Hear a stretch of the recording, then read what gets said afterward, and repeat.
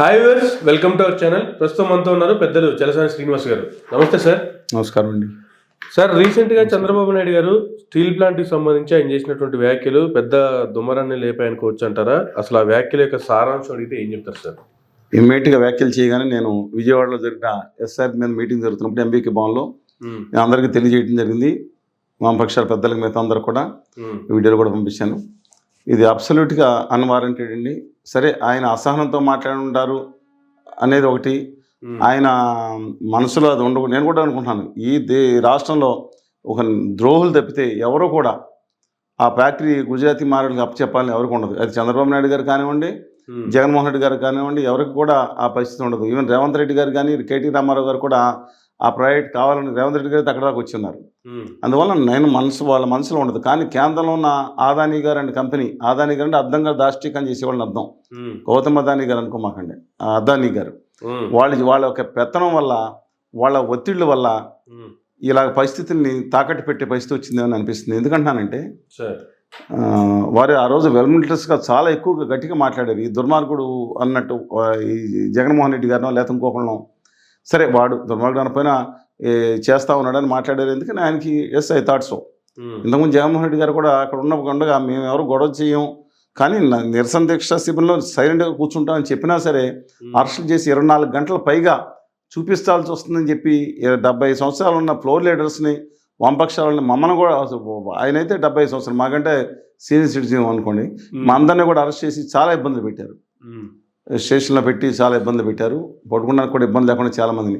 కానీ ఇప్పుడు మాత్రం ఆయన కానీ ఇలా అడ్డంగా చేస్తానన్నది. ఇవాళ మాత్రం ఈ విధంగా మాట్లాడటం మాత్రం అన్వారంటెడ్. ఆయన మాట్లాడిన పదాన్ని తీవ్రంగా ఖండిస్తున్నాను. ఆయన మాట్లాడిన విధానం ఏదైతే ఉందో, ఈ ఇలా మాట్లాడే వాళ్ళని, గొడవ చేసే వాళ్ళని పీడీ యాక్ట్ పెట్టి ఎత్తేసి లోపల వేస్తే సెట్ అయిపోతారా? ఏం మాట్లాడుతున్నారండి అసలు? ఆలోచన సోయి ఉందా? ఎంత అసహనం మీకుంటే మాత్రం సెట్ అయిపోతారా? ఏమనుకున్నారు అసలు? ప్రాణాలు త్యాగం చేసి తెచ్చుకున్న స్టీల్ ప్లాంట్ అండి అది. మీ పక్కన ఉన్న ఆ ఉత్తర ఆర్య సనాతనవాది గారి గురించి, ఆమెన్ గారి గురించి నేను మాట్లాడను. ఎందుకంటే ఆయన ఎలా మాట్లాడుతున్నారు ఇంతకుముందే మాట్లాడారు. ఇవాళ వాళ్ళ ఫ్యాన్స్తో, కొంతమందితో, మీ వీరాభిమానులు వాళ్ళ కింద ఏం రాస్తున్నారు? తప్పే ఉంది, అమ్మేద్దాం, మన చేతిలో కాదు అని మాట్లాడుతున్నారా? మీరు ఏం సందేశం ఇవ్వబోతున్నారు ప్రజలకి? కరీంనగర్లోని రాజిరెడ్డో, లేదా గుప్తా గారో, లేదా వరంగల్లోనూ, అనంతపురంలో ఉన్న, పాలకుల్లో, శ్రీకాకుళంలో ఆత్మత్యాగాలు బలిదానంతో చేసిన, రక్త తర్పణంతో చేసుకున్న ఫ్యాక్టరీ అండి అది. మీకు తెలుసు ఆ విషయం. ఎందుకంటే మీరు కూడా ఉద్యమంలో, విశాఖ ఉక్కు కానీ ఉద్యమంలో ఉండే ఉంటారు. ఎందుకంటే ఆ రోజు మీరు చదువుతున్నారు కాబట్టి. కానీ ఆ ఉత్తర ఆర్య సనాతనవాది బ్యాచ్ చేసే, వ్యాపార బ్యాచ్ చేసి దానికి బానిసలైపోవడం తప్పు కదండి. ఇవాళ పర్ క్యాపిటా ఏదో ఉత్పత్తి గురించి మాట్లాడుతున్నాను. మీరు డబ్బులు ఇవ్వాలా ఉత్పత్తి? నేను అడుగుతున్నాను, సేల్ ప్లాంట్ కొన్న దాని మీద తలసరి ఉత్పత్తి ఈ ప్లాంట్లో ఎక్కువ ఉంది కదా, ఒక మనిషికి వచ్చే ఉత్పత్తి. ఏం అన్యాయం అండి ఇలా మాట్లాడే? ఇది దుర్మార్గం కదా. ఇవాళ మీ ముగ్గురు కూడా కేంద్రంలో ఉన్న ఉత్తర భారతీయ జనతా పార్టీ అండ్ కంపెనీకి బానిసలుగా పనిచేస్తున్నారు లేదా అని ఆరోపణలు ఉన్నాయి. మీరు ఎవరినో మానేసి ఇచ్చేస్తున్నారు. ఇంకోటి కూడా చెప్తున్నాను, మీరు మాట్లాడే పద్ధతి ఎలా ఉందంటే, ఇవాళ దాన్ని చంపేసి దాని మిగతా వాళ్ళకి అప్పచెప్పి తప్పట్లేదా? మీరు ఎస్ యూ కమ్ ఫార్వర్డ్, మీరు ఏదైతే ఎలక్ట్రిసిటీ ఉందో ఈక్విటీగా మార్చాలని చేసే సంతోషం. కానీ ఇప్పుడు దాన్ని నాశనం చేసి ఎవరికి చేస్తున్నారు? ఇంకో మాట కూడా మాట్లాడారు, పక్కన వస్తుంది మార్వాడి నక్క పల్లి ఫ్యాక్టరీలో వస్తుంది అన్నారు. ఎస్, మార్వాడి ఫ్యాక్టరీ నక్కపల్లిలో వస్తుంది పక్కన. అది గ్యారంటీగా లాభంలో ఉంటుంది చూడండి. నన్ను మీరెవరు చెప్పడానికి అసలు? ఆ ఫ్యాక్టరీ బ్రాండ్ అంబాసిడరా? నా విశాఖపట్నం ఫ్యాక్టరీకి బ్రాండ్ అంబాసిడరా? మీరు నా తెలుగు జాతికి బ్రాండ్ అంబాసిడరా? ఆ మార్వాడికి బ్రాండ్ అంబాసిడరా అండి? మార్వాడి కాదు, గుజరాతీ కావచ్చు. ఇక్కడ కుప్పలుగా ఆంధ్రప్రదేశ్ని ఎత్తిన పీఠం వేసి కూర్చున్నారు, తప్పులేదు, వ్యాపారం చేసుకోవచ్చు. మన హక్కులను దెబ్బకొడటానికి ఇదే బలహీన వర్గాల విద్యార్థులు కాగితాలు పట్టుకుని రికమెండేషన్ కోసం విజయవాడలో శాంతియుతంగా వెళ్తుంటే ఈ గుజరాతీలు వచ్చి చిత్తకొట్టును కొట్టి వాళ్ళు జైల్లో వేయించారండి చంద్రబాబు నాయుడు గారు మీ ఆధ్వర్యంలో. లాస్ట్ టైము మేము 2019 ముందు కంటే ఆ తర్వాత ఉధృతంగా ఉద్యమం చేసామండి మేము. ఆ తర్వాత 90% మీడియాలో వేయలేదు. ఎవరు మీడియాలు కానీ మేము ఐఎమ్ నాట్ రెస్పాన్సిబుల్. మాకు చర్చలు కూడా పిలవలేదు. అయినా మేము ఉద్యమం ఆపలేదు, ఉద్యమం చేస్తానన్నాం, రాష్ట్ర హక్కుల కోసం నిలబడతా ఉన్నాం. మీరు చేయాల్సింది, నేను కోరుకునేది, ఆ నక్కపల్లి ఫ్యాక్టరీ కోసం ఇప్పుడు ఇవాళ వామపక్ష యోధులు పంపించారు. 75,000 కోట్ల రూపాయలు మీరు రాయితీని ఇస్తున్నారు మాట నిజమేనా? సరే, సబ్జెక్టు కరెక్షన్. ఇవాళ స్టీల్ ప్లాంట్ నేను చెప్తున్నానండి, స్టీల్ ప్లాంట్కి ఇవాళ స్టీల్ ప్లాంట్కి కావాల్సింది ఏంటండి? మైన్స్ కూడా అక్కర్లేదని ఒక నీచులు బయలుదేరారండి ఈ రాష్ట్రంలోనే కొంతమంది చెత్త ఎతవలు. చంద్రబాబు నాయుడు గారు వాళ్ళని కట్టడి చేయండి దయచేసి, మీ హంబుల్ రిక్వెస్ట్ యూ. దానికి అక్కర్లేదండి. ఎంత అన్యాయం అండి, బాధగా ఉంది. దాన్ని చంపేయడానికి చూస్తున్నారండి. ఈ సంవత్సరంలో 6,000 మంది ఉద్యోగస్తులు, ఇద్దరు కాంట్రాక్ట్ లేబర్ కానీ పర్మనెంట్ ఎంపర్లు కానీ వాళ్ళని మెడపెట్టి బయటికి గంటేసిందండి యజమాన్యం. అందులో కొంతమంది భూమికి ఇక్కడ వాళ్ళ పిల్లలకు ఉద్యోగాలు వస్తాయనో, తెలుగు జాతికి లాభం జరుగుతుందో భూములు ఇచ్చిన వాళ్ళ కుటుంబాలు కూడా ఉన్నారండి. ఏం అన్యాయం అండి ఇది? జీతాలు ఇవ్వకుండా మెడపెట్టి VRS కూడా ఇవ్వటం న్యాయం అండి? ఓకే, ఈ ప్లాన్ వీళ్ళు జనం ఎక్కువే అనుకున్నాం. మరి వీళ్ళు ఉండగానే కదా 6,500 కోట్లు చేస్తే 1,200 కోట్లు 1,300 కోట్లు లాభం వచ్చింది. 13,000 కోట్లు లాభానికి వెళ్ళింది కదా ఫ్యాక్టరీ.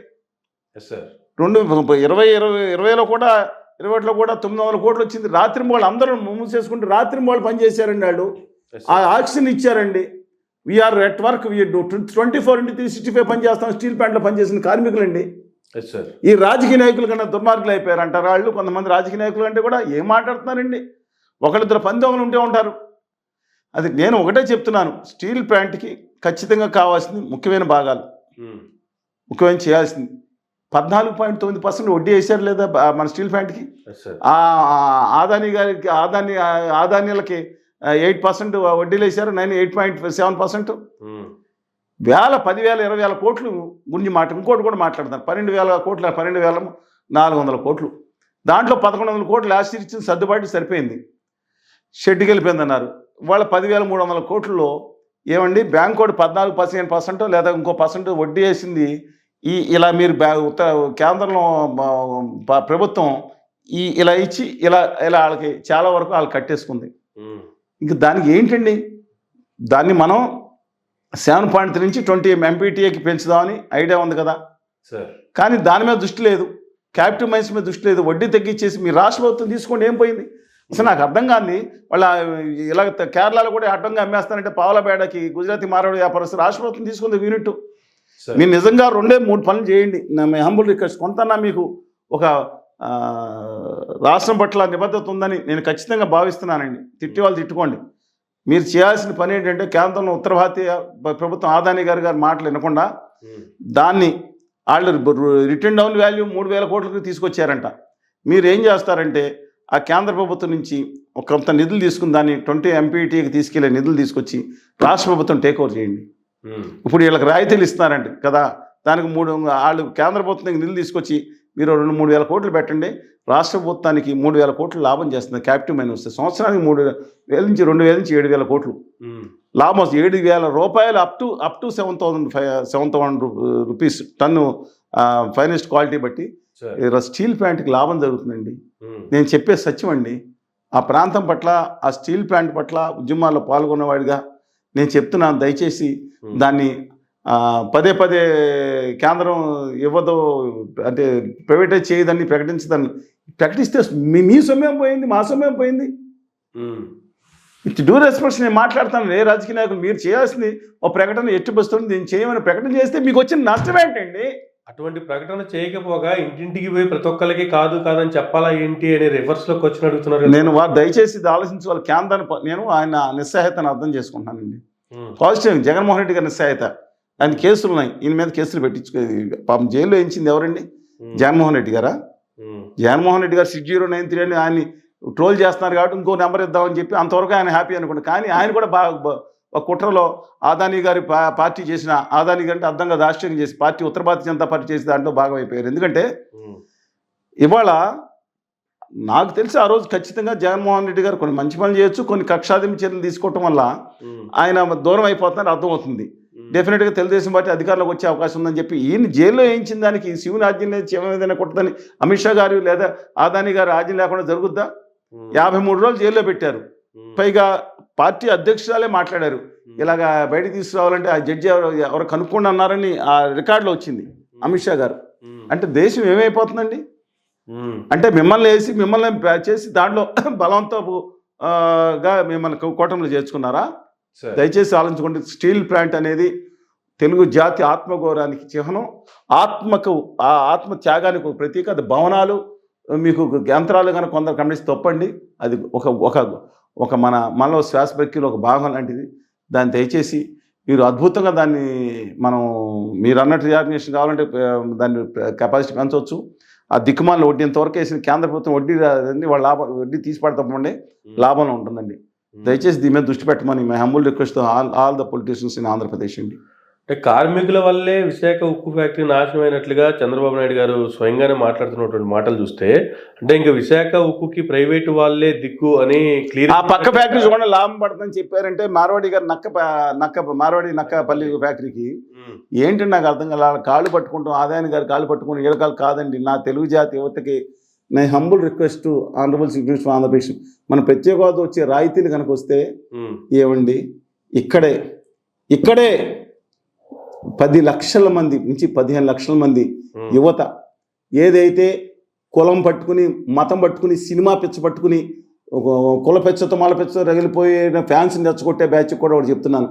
మీరు మీ కుటుంబంలో, నేను చెప్పింది నా మీద కొంచెం కోపం ఉండొచ్చు, ఆవేశం ఉండొచ్చు, మీ కుటుంబంలో మీ కుటుంబానికి గుర్తింపు వస్తుంది, మీ ఊరికి గుర్తింపు వస్తుంది, అక్కడ పెట్టుకోండి యూనిట్. అద్భుతంగా 100% ఎగ్జామ్షన్స్ ఉంటాయి కేంద్ర ప్రభుత్వం. మన హక్కు అది, భిక్ష కాదండి. వీళ్ళు కాడి పడతపోయారండి ఒక్కొక్కళ్ళు.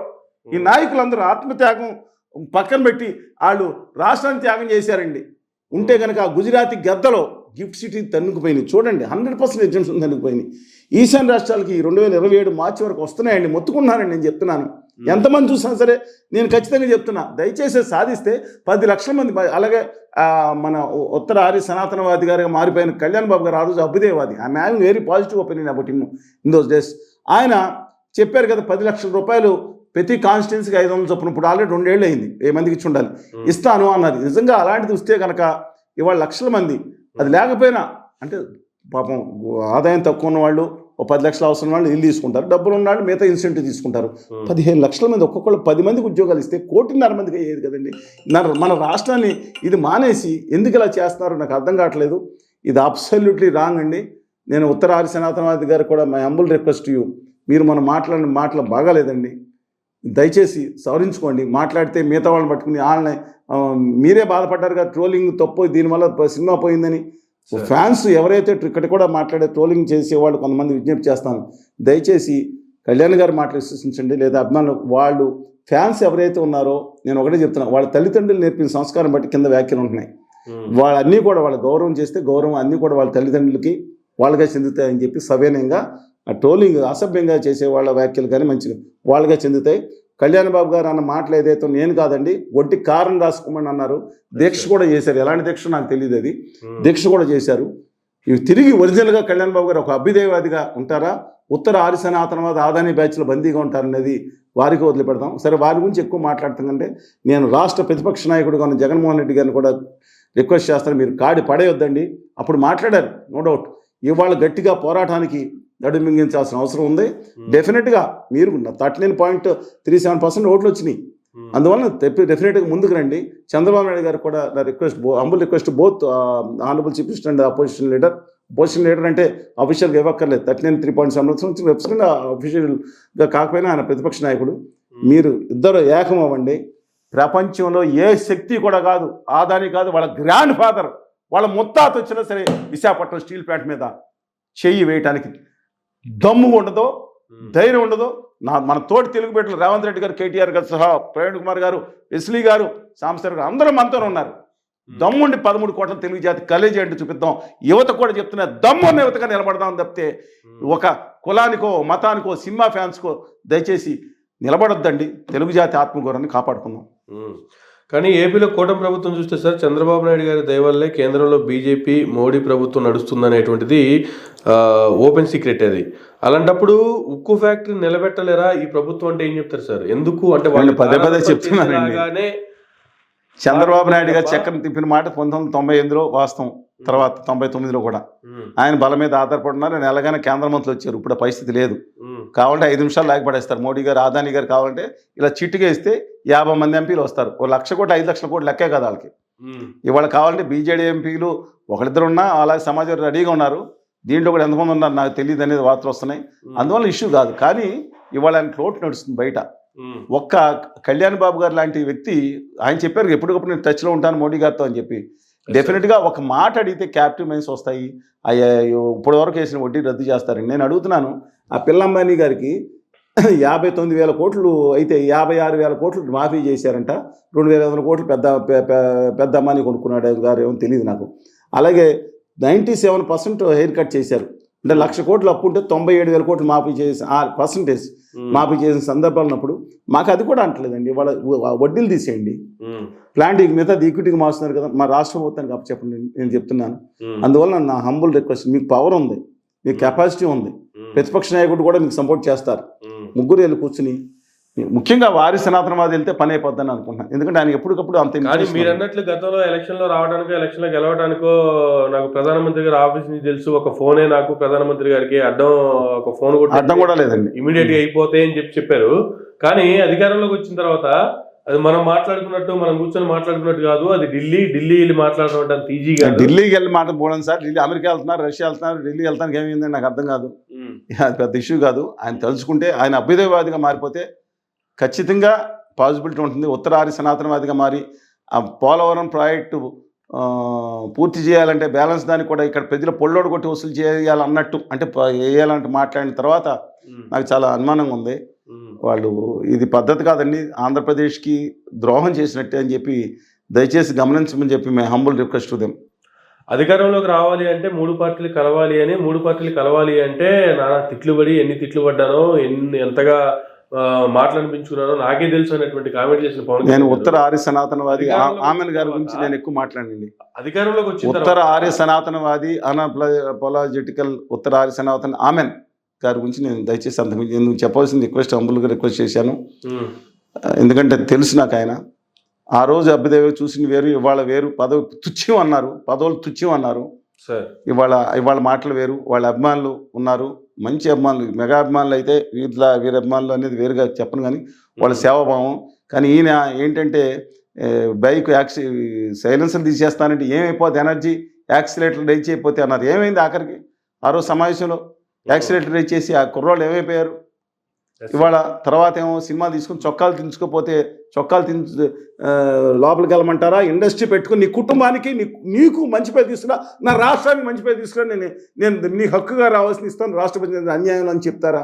చొక్కాలు చింపుకోమని చెప్పడం ఆయన విజ్ఞతకు వదిలిపెట్టారు. స్టంట్ స్కూల్స్ పెట్టమన్నారండి. ఇక్కడ రావాల్సిన స్టంట్ స్కూల్స్ లేదనేది వాళ్ళ వీరామ్మాలు ఉన్నారండి. ఎస్, నేను చెప్తున్నాను. ఇవాళ చంద్రబాబు నాయుడు గారు చేస్తున్న తప్పు కానీ, ఈయన చేస్తున్న తప్పు కానీ, జగన్మోహన్ రెడ్డి గారి తప్పు కానీ ప్రజల ముందుకు స్పష్టంగా ఉన్నాయి. ఇవాళ నాకు అర్థం కాదండి, ఏంటి స్టంట్ స్కూల్స్ పెట్టాలండి? ఆర్య సనాతనవాదంలో స్టంట్ స్కూల్స్ ఎక్కడ ఉంటాయి? ఆ స్టంట్ స్కూల్స్ పెడితే ఉపాధి లేదు, కానీ అంతవరకు స్టంట్ స్కూల్స్ పెట్టాలని రిక్వెస్ట్ చేస్తారా? కావాల్సింది మీరు స్కిల్ డెవలప్మెంట్, దాన్ని కొంచెం పెంచండి.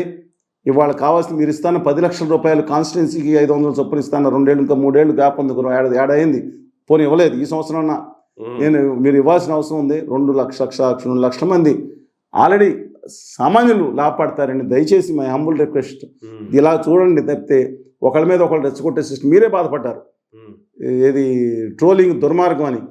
దయచేసి ఆ ట్రోలింగ్ చేసే బ్యాచ్లందరికీ వాళ్ళు ఎవరు చేసినా దయచేసి తిన్నగా వారికి ఇవన్నీ కూడా వారికే చెందుతాయని చెప్పి మనం చేస్తున్నాం. సార్, ఇక్కడ నాకు పెద్ద డౌట్ ఒకటి ఉంది సార్.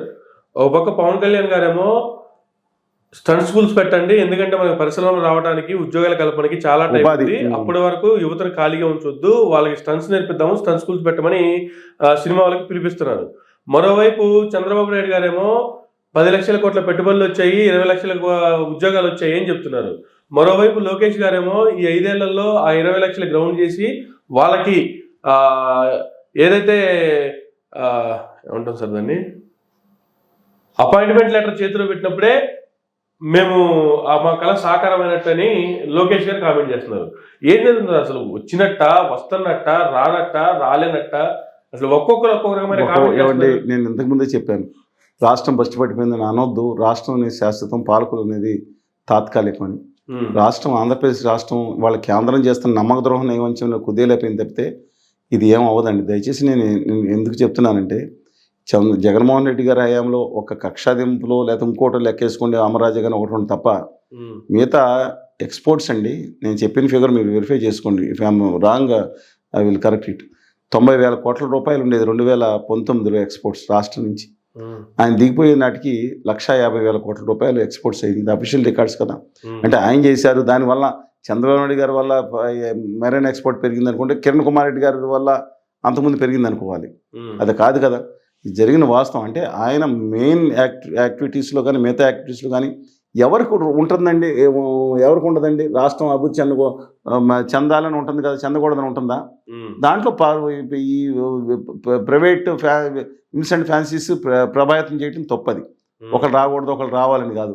కానీ జగన్మోహన్ రెడ్డి గారితో బ్యాచ్ కొంత ఉంది. ఇవాళ ఆంధ్రప్రదేశ్కి చంద్రబాబు నాయుడు గారు వచ్చిన తర్వాత జగన్మోహన్ రెడ్డి గారి హయాంలో ఉన్న కంపెనీలు కూడా కొన్నింటిని ఆయన ముందుకు తీసుకెళ్తున్నారు.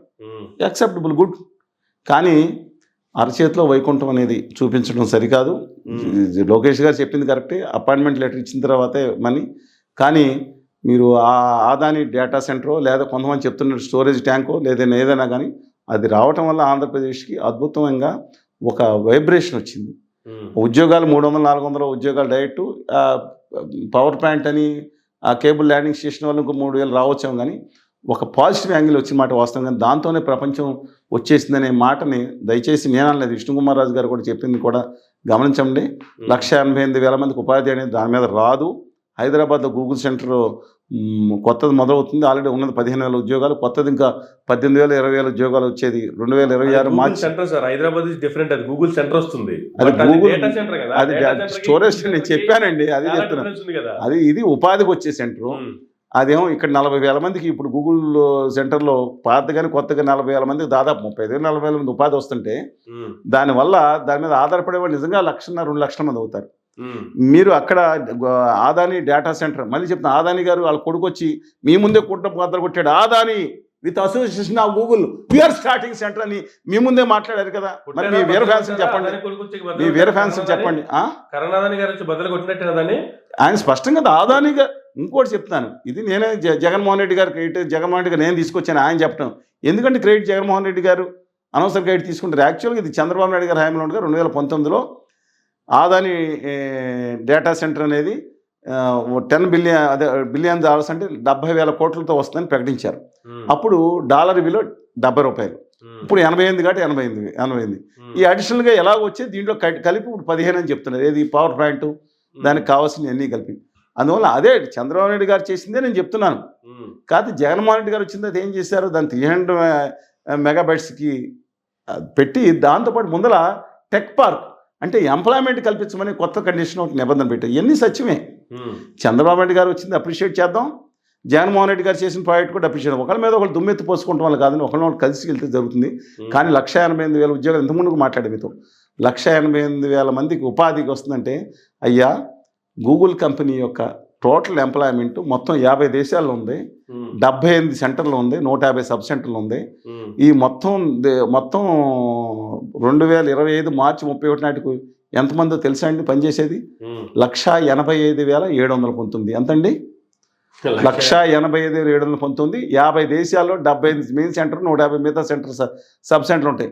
185,000. మీరు ఒక్క విశాఖపట్నంలోనే 188,000 ఉపాధి అన్నారు. పోనీ ఉద్యోగాలు అందరూ కాకపోయినా ప్రత్యక్షంగా ఉపాధి అది సాధ్యం కాదు. సరే, ఒక పాజిటివ్ వైబ్రేషన్స్ ఆంధ్రప్రదేశ్ దెబ్బతిని ఉంది. విశాఖపట్నం ఎక్కడ అని దాదాపు 11 కోట్ల మంది 20 కోట్లు ఎతికారంట. దట్స్ పాజిటివ్ వైబ్రేషన్స్ వచ్చినాయి. కానీ దాంతోనే అంతే అన్నీ అయిపోతుంది కానీ కాదండి. కొన్ని సెంటర్ కింద ముందు జగన్మోహన్ రెడ్డి గారి గవర్నమెంట్ ఇనిషియేషన్ తీసుకున్నారు.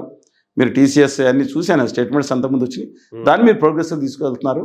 చంద్రబాబు నాయుడు గారు మొదలుపెట్టిన దాన్ని రాజశేఖర్ రెడ్డి గారు ప్రోగ్రెసివ్ తీసుకెళ్ళినట్టు ఒక పాజిటివ్ యాంగిల్. ఎస్, అది తీసుకుందాం అంతే తప్ప అందరూ కలిసి పనిచేయండి అని చెప్తున్నా. కానీ దీంట్లోనే బ్రహ్మాండం మొదలైపోయింది. 15 లక్షల పెట్టుబడి మొత్తం గుజరాత్ తన్నుకుపోతుందండి. FDIs రాష్ట్ర 11 ఏళ్లలో ఫారిన్ డైరెక్ట్ ఇన్వెస్ట్మెంట్స్ ఎంత ఉందో తీయండి. గుజరాత్లో ఎన్నో వంతు వచ్చిందో వెరిఫై చేయండి. That's more than enough. దయచేసి మొత్తం తన్నుకుపోతున్నారు గద్దర్లాగా. అక్కడ మీరు పాజిటివ్ రాష్ట్రం కోసం తపన పడుతున్నారు చంద్రబాబు నాయుడు గారు, అమరావతి కోసం, లేదని మిగతా చోట్ల కోసం, దీనికోసం. కేంద్ర ప్రభుత్వం బూడిది సున్నాకి ప్లస్ ఇంత ఎంగిల్ మెతుకులు ఇచ్చినట్టు ఇస్తుంది. మాట్లాడలేకపోతున్నారు మీరు. మొత్తం మన హక్కుని వాళ్ళు తన్నుకుపోయిన గద్దలాగా మాట్లాడలేకపోతున్నారు. దయచేసి my humble request, because I'm having a positive opinion on all the leaders. తప్పు చేస్తున్నారు కేంద్రంలో, ఆదాని గారి భయభ్రాంతులకు గురి తప్పు చేస్తున్నారు. తప్పు చేయొద్దని చెప్పి మా హంబుల్ రిక్వెస్ట్. నమస్కారం. Right sir. ఒకసారి అమరావతి గురించి మాట్లాడుకుంటే సార్, అమరావతి కోసం ఇప్పటికే 60,000 కోట్లు అప్పు చేశారంట. చేశారు. ఆ స్థాయిలో డెవలప్మెంట్ జరుగుతుందా? మీరేమైనా వెళ్ళి చూసి వచ్చారా ఈ మధ్యకాలంలో? రీసెంట్గా కూడా ఇందాకే అన్నారు ఎంకేబీ భవన్లో దీంట్లో రౌండ్ టేబుల్ సమావేశం కొని వెళ్ళాను అని. నేను మిగతా అనేక సమస్యల మీద కూడా వెళ్ళి అమరావతికి వెళ్తానే ఉన్నాను. ఒకటండి, ఆంధ్రప్రదేశ్కి ఒక గొప్ప రాజధాని కావాలి. నేను ఎప్పుడు మాట మార్చలేదు. జగన్మోహన్ రెడ్డి గారు, రోజమ్మ గారు, ఉమ్మారెడ్డి వెంకటేశ్వర మేనిఫెస్టో కమిటీ ఏం పెట్టారో, తర్వాత మన ఆర్కే గారు ఏం మాట్లాడారో స్పష్టంగా ఉంది. అదే రాజధానికి ఉంటుంది, అంతకన్నా గొప్పగా రాజధాని కడతామని జగన్మోహన్ రెడ్డి గారు కూడా మాట్లాడారు. వాళ్ళు ఎందుకు మాట మార్చుకున్నారో తెలియదు. సరే, దాని గురించి నేను మాట్లాడను. ఇవాళ నేను మాట్లాడను. అమరావతి అద్భుత రాజధాని కింద అన్ని వర్గాలకి, అంటే రియల్ ఎస్టేట్ కాదు, అన్ని వర్గాలు, మధ్యతరగతి గారు మా అందరికీ ఆవాసమై ఉండే అద్భుతమైన హరిత రాజధాని కింద ఈ గొప్పగా తీర్చిదిద్దబడుతూ సమాంతరంగా ఇచ్చేప్పటి నుంచి హిందూపురంకు అభివృద్ధి కావాలని కోరుకుంటున్నాను. కానీ మీరందరూ ఇవాళ నాకు తెలిసిన పరిమిత సమాచారం మేరకు ఇవాళ ఎంగిలి మెతుకులు ఇచ్చిన కేంద్ర ప్రభుత్వం అంతే తప్ప ఆ వరల్డ్ బ్యాంకు, ఇంకో బ్యాంకు హడ్కో లోన్లన్నీ కలిపి రాష్ట్ర ప్రభుత్వం దగ్గర ఖజానాలో దాదాపు 14,000 నుంచి 15,000 కోట్ల రూపాయలు మాత్రం లోన్లు ఉన్నాయని, వర్కులు మాత్రం ఆల్రెడీ 43,000 కోట్లు ఇచ్చి ఇంకో 15,000, మీరు అన్నట్టు 60,000 కోట్ల రూపాయలు వర్క్లు నడుస్తున్నప్పుడు అది కూడా మందగమనంలో ఉన్నాయండి. ఎందుకంటే సబ్ కాంట్రాక్ట్లు ఇవ్వద్దని చంద్రబాబు నాయుడు గారు చెప్పారంట. ఎందుకంటే మళ్ళీ దాంట్లో లాభం వేసుకోవద్దు, మీరు చేయండి అని. ఆ డబ్బులు మాత్రం మాత్రం కేంద్ర ప్రభుత్వం అనేది 15,000 కోట్లు సాయం చేసాం, ఇలాగే 4 సంవత్సరాలు సాయం చేస్తామని చెప్పిన ఎంపీలందరూ ఏమైపోయారో కనపట్లేదు. ఇవాళ నేను చెప్తాను, అమరావతికి చంద్రబాబు నాయుడు గారు కష్టపడుతున్నారు. I'm not denying that. అలాగే మిగతా ప్రాంత కష్టం నేను కాదు. కానీ ఇవాళ కాదండి, ఇవాళ ఏంటంటే అక్కడ నిధులు లేవు. చేస్తున్నటువంటి అప్పులు, అమరావతి అప్పులు రాష్ట్ర ప్రభుత్వం, నేను క్లారిటీ చేసిన, అమరావతి అప్పులకి మొన్న రాష్ట్ర బడ్జెట్లో పెట్టిన దానికి కొన్ని తప్ప అమరావతి అప్పులకి రాష్ట్ర ప్రభుత్వం సిఆర్డీఏ ఏదైతుందో ఇవాళ ఆక్షన్ వేశారు. ఇవాళ ఆక్షన్ చేస్తున్నారు రెండి డెవలప్మెంట్కి అని చెప్పి. ఇదిగోండి, సిఆర్డీఏ వాళ్ళు ప్రకటించింది. అమరావతి కోసం అప్పులు చేస్తే అప్పులు ఎవరు కట్టాలి సార్? అమరావతి దగ్గర సిఆర్డీఏ ఏనండి, అది రాష్ట్ర ప్రభుత్వం. ఇప్పుడు కేంద్ర ప్రభుత్వం కడుతుందా? కౌంటర్ గ్యారెంటీ అంటే కేంద్ర ప్రభుత్వం కడుతుందా? ఇక్కడ రావట్లేదు. కౌంటర్ గ్యారెంటీ మాత్రమే ఇచ్చింది. ఇది కూడా ఆంధ్రప్రదేశ్ ప్రభుత్వం కాదండి. గ్యారెంటీ, కౌంటర్ గ్యారెంటీ 2 ఇస్తాయి. ఇది ఆంధ్రప్రదేశ్ ప్రభుత్వం కాదు. ప్రజలందరూ తెలుసుకోవాల్సింది సిఆర్డీఏ. ఇది సిఆర్డీఏ గ్యారెంటీ. ఎందుకంటే సిఆర్డీ దగ్గర భూమి ఉంది, దాని విలువ వాళ్ళ ఇప్పుడు డెవలప్మెంట్కి దీనికి ఇస్తుంది. అందువల్ల అది సిఆర్డీఏ తీర్చుకోవాల్సిన బాధ్యత ఉంది. నేను మిగతా వాళ్ళు అంటే దీని మీద చేసినటువంటి అప్పుల భారానికి అది కేంద్ర ప్రభుత్వం ఉంటుందా, రాష్ట్ర ప్రభుత్వానికి సంబంధం ఉంటుందా? విదేశాలను తీసుకొస్తున్నారు వరల్డ్ బ్యాంక్ని. కేంద్ర ప్రభుత్వం కౌంటర్ గ్యారెంటీ ఇస్తుంది, రాష్ట్ర ప్రభుత్వం కౌంటర్ గ్యారెంటీ ఇస్తుంది. కానీ ఇది ఖచ్చితంగా సిఆర్డీఏ తీసుకొచ్చింది, సిఆర్డీఏ పే చేసుకోవాలి. అది ఫెయిల్ అయితే రాష్ట్ర ప్రభుత్వం, ఫెయిల్ అయితే కేంద్ర ప్రభుత్వం. భూములు ఉన్నాయి, ఆస్తుల మీద ఇది ఏమండి నేను చెప్పక్కర్లేదు. నేను చెప్తున్నా, విద్వేషం రెచ్చగొట్టే మోక దాని 11 లక్షల క్యూసిక్లు వస్తే వాళ్ళు అది మునగపోయినా ఎక్కడో ఒక చోట హైదరాబాద్ నీళ్ళు కనపట్లేదు, ఒక పల్లెటూరులో ఒక చోట నుంచి ఒక చోటకి వెళ్తా ఉంటే దాంట్లో 29 గ్రామాలు, ఒక గ్రామం మునిగిందా? మునగలేదు. కొన్ని వీధులు మునిగినా మునగలేదు. ఎక్కడో తీసుకొచ్చి అమరావతి అంటే ఆ రోజున ధరణికోట ఉన్న బుద్ధుడి గొర్రెం దగ్గర అమరావతి తీసుకొచ్చి, లేదా హైదరాబాద్ మునిగిపోతే పట్టదు, ఒక వర్షం పడితే 500 కార్లు మునిగిపోతే మెద్రాసులో పట్టదు, వాళ్ళు ముంబైలో పట్టదు, సౌదీ అరేబియాలో వరదలు వస్తే పట్టలేదండి. అక్కడ మునిగిందా? దాన్ని పట్టుకుని విష ప్రచారం ఎందుకు చేస్తారు? జగన్మోహన్ రెడ్డి గారు ఆ రోజు చెప్పి అద్భుతమైన రాజధానిగా తీర్చిద్దని ఆయనగా చెప్పింది. వాళ్ళు మిగతా వాళ్ళు ఏమన్నారు? అలాగే తప్ప వాళ్ళు మాట్లాడిన దుర్మార్గం అయితే వాళ్ళు మాట్లాడింది కూడా దుర్మార్గమే కదా, వాళ్ళకి తెలియదా? ఇవాళ ఎందుకని అంతే స్టాండ్ మార్చుకొని నిమిషానికి మాట, రోజుకు మాట, పూటకు మాట మాట్లాడతారా? ఇవాళ చంద్రబాబు నాయుడు గారు చేసిన అసెండాస్తాన్ని నిర్ద్వందంగా వ్యతిరేకించాను. సింగపూర్ వెళ్ళినప్పుడు పట్టుకొచ్చి నేను ఇచ్చాను పేపర్లో, అడగండి అక్కడ. నేను చెప్తున్నా అన్ని మీడియాలకి, ఈనాడుకి సాక్షి నేను ఇచ్చాను. ఇలాగా అన్యాయం జరుగుతుంది, దాని ఒప్పందంలో పారదర్శకంగా ఉండాలి, అద్భుతమైన రాజధాని కాదు, తప్పు ఉంటే తప్పు అని చెప్పాం. కానీ నేను కోరుకుంటున్నాను, ఒక రాష్ట్ర రాజధాని వద్దా? ఇవాళ ఎందుకని మార్చేసి, ఎందుకని న్యాయ రాజధాని చెప్పి కర్నూలు నుంచి ఎందుకు ఉత్తర అయిపోయారు జగన్మోహన్ రెడ్డి గారు హైకోర్టుకి? అక్కడ నేను కాదు కదా, ఆయనగా చెప్పింది. ఎందుకు ఉత్తర అయిపోయారు? రేపటి నుంచి మా ఇప్పుడు బైజెండా లేదని బొత్స గారు ఎందుకు చెప్తున్నారు? వాళ్ళు మాట మార్చుకుంటున్నారు రాజకీయ నాయకులు, మేము మాట మార్చుకోవట్లేదు. ఇవాళ మళ్ళీ చెప్తున్నాను, దాని మీద విషయం చిమ్మే వాళ్ళు తప్ప ఎవరైనా తెలుసుకోండి. వీళ్ళు కామెంట్లు చేసేవాళ్ళు వాళ్ళ కుటుంబ సభ్యులకు చెందుతాయి అన్ని కామెంట్స్, వాళ్ళ నాయకుడికి చెందుతాయి. ఎందుకంటే కావాలంది ఆయనే కదా. నాకన్నా గట్టిగా మాట్లాడారు. మేము రాజమండ్రి అయితే బాగుంటుంది అనుకున్నాం ఉమ్. ఇనిషియల్గా. సరే పెట్టారు, జగన్మోహన్ రెడ్డి గారు మద్దతు ఇచ్చారు. It should be centre of the state అన్నారు. కానీ వీడియో వేసుకోండి. చంద్రబాబు నాయుడు గారు జగన్మోహన్ రెడ్డి గారు అమరావతి అద్భుతంగా రాజధాని కట్టాలి అన్నారు. నేను కూడా ఇక్కడ సెంటర్ ఆఫ్ ద సిటీ అన్నారు. రాజధాని ఇక్కడే ఉంటుంది ఎస్ అన్నారు. మాట మార్చుకున్నారు. లేదు. తర్వాత 3 రాజధానులు అన్నారు. అమరావతి మెయిన్ రాజధాని అన్నారు. అమరావతి మెయిన్ రాజధాని చెవిలో పూలు అని పెట్టుకున్న వాళ్ళు చెప్పండి. మెయిన్ రాజధాని అంటే ఈ దాంట్లో అసెంబ్లీను అది కూర్చుంటే అది మెయిన్ రాజధాని అయిపోద్దా? అది అసెంబ్లీది అక్కడ పెట్టుకోవచ్చు కదా ఎక్కడన్నా. మెయిన్ రాజధాని శాసన వ్యవస్థ మీరు ఎలా ఉన్నా ఎగ్జిక్యూటివ్ వ్యవస్థ ఎక్కడ ఉంటుంది? అది రాజధాని కింద సాధారణంగా స్థిరపడుతుంది. సరే, ఆ రోజు జగన్మోహన్ రెడ్డి గారు చెప్పింది తప్పు సార్. ఈ రోజు చంద్రబాబు నాయుడు గారు, లోకేష్ గారు చెప్తుంది ఏంది? వైజాగ్ క్యాపిటల్ గా, ఆర్థిక క్యాపిటల్ గా ఎదుగుతుంది, ఎదగాలి, ఇదే ఎదగాలి అనేటువంటిది ప్రధానమంత్రి గారి సమక్షంలోనే వైజాగ్ ఆర్థిక క్యాపిటల్. రాయలసీమలో కూడా అనేక ఇండస్ట్రీస్ వచ్చినాయి, వస్తున్నాయి, తప్పులేదు, రావాలి కూడా అని నేను కోరుకుంది. అది మొన్న కర్నూలుకి వెళ్ళి హోంమంత్రి గారు కూడా ఇన్వైట్ చేసి ఆయన సమక్షంలోనే హైకోర్టు బెంచ్ కర్నూలు ఏర్పాటు చేస్తాను. అవునండి ఇది ఇప్పుడు కాదు. 2018లోనే హైకోర్టు బెంచ్ అక్కడ ఉండాలని చెప్పి చంద్రబాబు నాయుడు గారు ప్రకటన ఉంది. కళ్ళు కనపడిన వాళ్ళకి తెలియదు. జగన్మోహన్ రెడ్డి గారు పెట్టి హైకోర్టు నేను పెడతానని చెప్పి ఆయన ఎందుకు వెనక్కి వెళ్ళిపోయారో తెలియదు. నాకు ఇంకా ఆలోచన ప్రభుత్వాన్ని రాశారు. బెంచ్ అండి నేను చెప్పింది మీకు రెండు తేడా తెలుసుకోండి. జగన్మోహన్ రెడ్డి గారు చెప్పింది బెంచ్ కాదు, హైకోర్టు అక్కడ తరలింపు. మీరు చదువుకోండి ఒకసారి. హైకోర్టు అక్కడ ఉండాలి. హైకోర్టుతో పాటు అన్ని విభాగాలు అక్కడ ఉండాలి, ఇంక్లూడింగ్ హైకోర్టు. తర్వాత ఆయన కాడి పడేశారు. ఇది సత్యం. ఇది నేను రెండో సెకండ్ థాట్ అక్కర్లేదు, నేను చెప్పింది సత్యం అక్కడ ఉంది. ఇవాళ ఫైనాన్షియల్ క్యాపిటల్ అంటే ఇప్పుడు అసెంబ్లీ, సెక్రటరియట్ విభాగాలు ఎక్కడున్నాయో మన రాజధాని అంటాం. ఫైనాన్షియల్గా ఒక ప్రాంతాన్ని పెట్టుకోవచ్చు. Absolute nothing wrong in that. అందువల్ల విశాఖపట్నం అభివృద్ధి చెందాలి. కానీ అక్కడ రాజధాని వేరు, ఇది రెండింటికి అసలు మనం చదువుకున్నాళ్ళు ఎవరన్నా అర్థం అవుతుంది కదండి. బిఏ చదవక్కర్లేదు పాలిటిక్స్. రాజధాని వేరు, ఫైనాన్షియల్ డెవలప్మెంట్ సెంటర్ వేరు. ఇవాళ అందువల్ల రాజధాని మాత్రం అక్కడ ఉండాలి.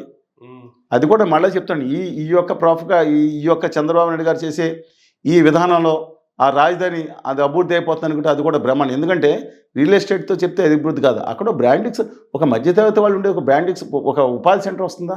ఒక కాలేజీ కడితే ఆ కాలేజీ క్యాంపస్ లోపలే ఉంటారు. ఏం డెవలప్? ఒక పాజిటివ్ ఆస్పెక్ట్. అక్కడ ఒక ఉపాధి కేంద్రం పెట్టాలి కదా. మధ్యతరగతి ఉండి ఒక బ్రాండింగ్స్ పెట్టారనుకోండి, ఒక 5,000 మంది పనిచేశారు అనుకోండి, అక్కడ సిటీ డెవలప్ అవుతుంది కదా. ఓన్లీ రియల్ ఎస్టేట్ వెంచర్లు వాళ్ళు ఇన్వైట్ చేశారు సిఆర్డీఏ, రండి మీరు కట్టండి, దాని మీద మేము ఫ్లాట్స్ చేస్తారని చెప్పి 13 ఎకరాలు 27 ఎకరాలు ఇంట్రెస్ట్లు చేయండి అని వాళ్ళ ప్రకటన ఇచ్చింది సిఆర్డీఏ. డెవలప్ అయిపోద్దా? నేను అంటున్నాను డెవలప్మెంట్ అంటే రెండోది అన్ని వర్గాలు. సింగపూర్ నేను వెళ్ళి 4 దేశాలు తిరిగి రిపోర్ట్ ఇచ్చిన వాళ్ళగా చెప్తున్నా, మిగతా వాళ్ళ సంగతి తెలియదు. వీళ్ళు మహామాములు ఎవరున్నారో అనేక దేశాలు తిరిగి అమరావతి మీద మేము ఇంటలెక్చువల్ ఫోరం, నేను కానీ అక్కడ పర్యావరణ అంశాల మీద బాబురావు గారి సంబంధం కానీ, అలాగే అనేక మంది కానీ, మన శేఖర్ రెడ్డి గారు కానీ అందరి అభిప్రాయాలు తీసుకుని నేను చేశాం కదా. అందువల్ల అమరావతి మీద అవగాహన ఉంది కదా. దానిలో సజెషన్ చేశాం, కొన్ని తీసుకోలేదు, అది వేరే సంగతి. అమరావతి మంచి రాజధాని. కానీ ఈ చంద్రబాబు నాయుడు గారు చెప్తున్న ఈ వాళ్ళ ఇంకో 40,000 ఎకరాలు 70,000 ఎకరాలు తీసుకునే సిస్టమ్ వెళ్తే మాత్రం ఆ విధంగా మాత్రం డెవలప్ అవుతుంది అనుకుంటే తప్పండి. ఆయన ఆలోచించుకోవాలి. ఆయనకి ఎవరన్నా దిక్కుమాల సలహాదారులు ఎవరు దొరికా తెలీదు. మళ్ళా చెప్తున్నాను, ఆయన అక్కడ ఉండేది ఒక ఇంకోటి చెప్తున్నా, మీరు జూబ్లీస్ ఉండే హైదరాబాద్ ఉండదు చూడండి. 2001 సంవత్సరంలో 2000 ఆ టైంలో జూబ్లీస్లో కొన్ని చోట్ల 2,500 కూడా గజం దొరికితే, Kukatpally Vivekananda Nagar middle class above వాళ్ళు ఉండేది 5,000-6,000 రూపాయల గజం ఉంది అక్కడ. ఈ సత్యం నేను చెప్పేది కొంచెం. అంటే సామాన్యులు మధ్యతరగతి వాళ్ళు కూడా డెవలప్ అవుతుంది. వాళ్ళు చిన్న స్థలాలు ఉంటాయి, తప్పేంటి? అందరూ పెద్ద వాళ్ళు భారీగానే ఉండాలా? అక్కడ ఒక ఉపాధి కేంద్రం కింద కూడా కొంతవరకు మొదలుపెట్టి చేస్తేనే రాజధాని సస్టైన్ అవుతుందండి. అది బాగుండాలని కోరుకునే వాళ్ళు సజెస్ట్ చేస్తాను. ఈయన చెప్పినట్టు రియల్ ఎస్టేట్లో మాయాజాలం చేసి బెంగళూరు వాళ్ళు పెట్టాలనేది సరైనది కాదు అని చెప్పి దాని ఒక పాజిటివ్ ఆస్పెక్ట్లో ముందు తీసుకెళ్తాం. సమాంతరం హిందూపురం ఇచ్చాపురం కూడా డెవలప్ చేయాలి. నా స్టాండ్లో తేడా లేదు. ఏ రోజు నేను దాన్ని తలకెత్తుకోలేదు, దానికోసం ప్రాణం ఇస్తానని చెప్పలేదు. అన్యాయం జరుగుతున్నప్పుడు నిలబడ్డాం, అంతవరకు డెఫినెట్గా నిలబడతాం. సరే, ఇప్పుడు రాజధాని అమరావతిని కాదని ఎవరు అనట్లేదు, లేదంటే అన్నారులేండి. రాజధాని తొక్కలో శ్మశానం అన్నారు, చాలా మంది అన్నారు, విషయం చెప్పారు. వద్దండి, పోలేదు. మళ్ళీ బొత్స గారు వస్తారు, పోలేదు. ఇబ్బంది లేదు దాంట్లో. మీరు సరే, పోయారు ఇప్పుడు రాజధాని కడుతున్నారు, ఓకే బానే ఉంది. రాజధాని పేరుతో సిఆర్డిఏ ఎక్కడండి రాజధాని ఎక్కడ మొదలైందండి? అక్కడ చెదలు కొట్టాము, అన్ని కోట్లు ఖర్చు పెట్టామంటున్నారు. ఇవాళ వరకు ఫ్లాట్లు ఇచ్చారా? ఇవాళ వరకు అందరికి ఫ్లాట్లు ఇచ్చారా? ఎందుకని ఇవ్వట్లేదు? ఇవ్వడానికి ఏమి లేదని చెప్తున్నారు కదా సార్. చంద్రబాబు నాయుడు గారు చెప్తున్నారు కదా, ఆల్రెడీ తీసుకున్న భూములన్నీ అయిపోయినాయి, ఏమి లేదు. Absolute wrong. చెప్పలేదైనా మీరు దయచేసి డైవర్ట్ చేయొద్దు. నేను ఆయన అయిన భూములు ఆల్రెడీ ఫ్లాట్లు ఎవరిబడి మీకు చాలా మంది తెలియకపోతే నేను చూపిస్తాను. అందరికి ఫ్లాట్స్ ఎలాట్ అయినాయి, ఎక్కడ ఉన్నది జియోగ్రాఫికల్గా చూసుకోవాల్సిందే. రోడ్లు వేస్తే ఇస్తారండి. ఆ ల్యాండ్ ఎక్కడికి ముట్టుకోలేదు flat land. Absolutely wrong and దుష్ప్రచారం జరుగుతుంది.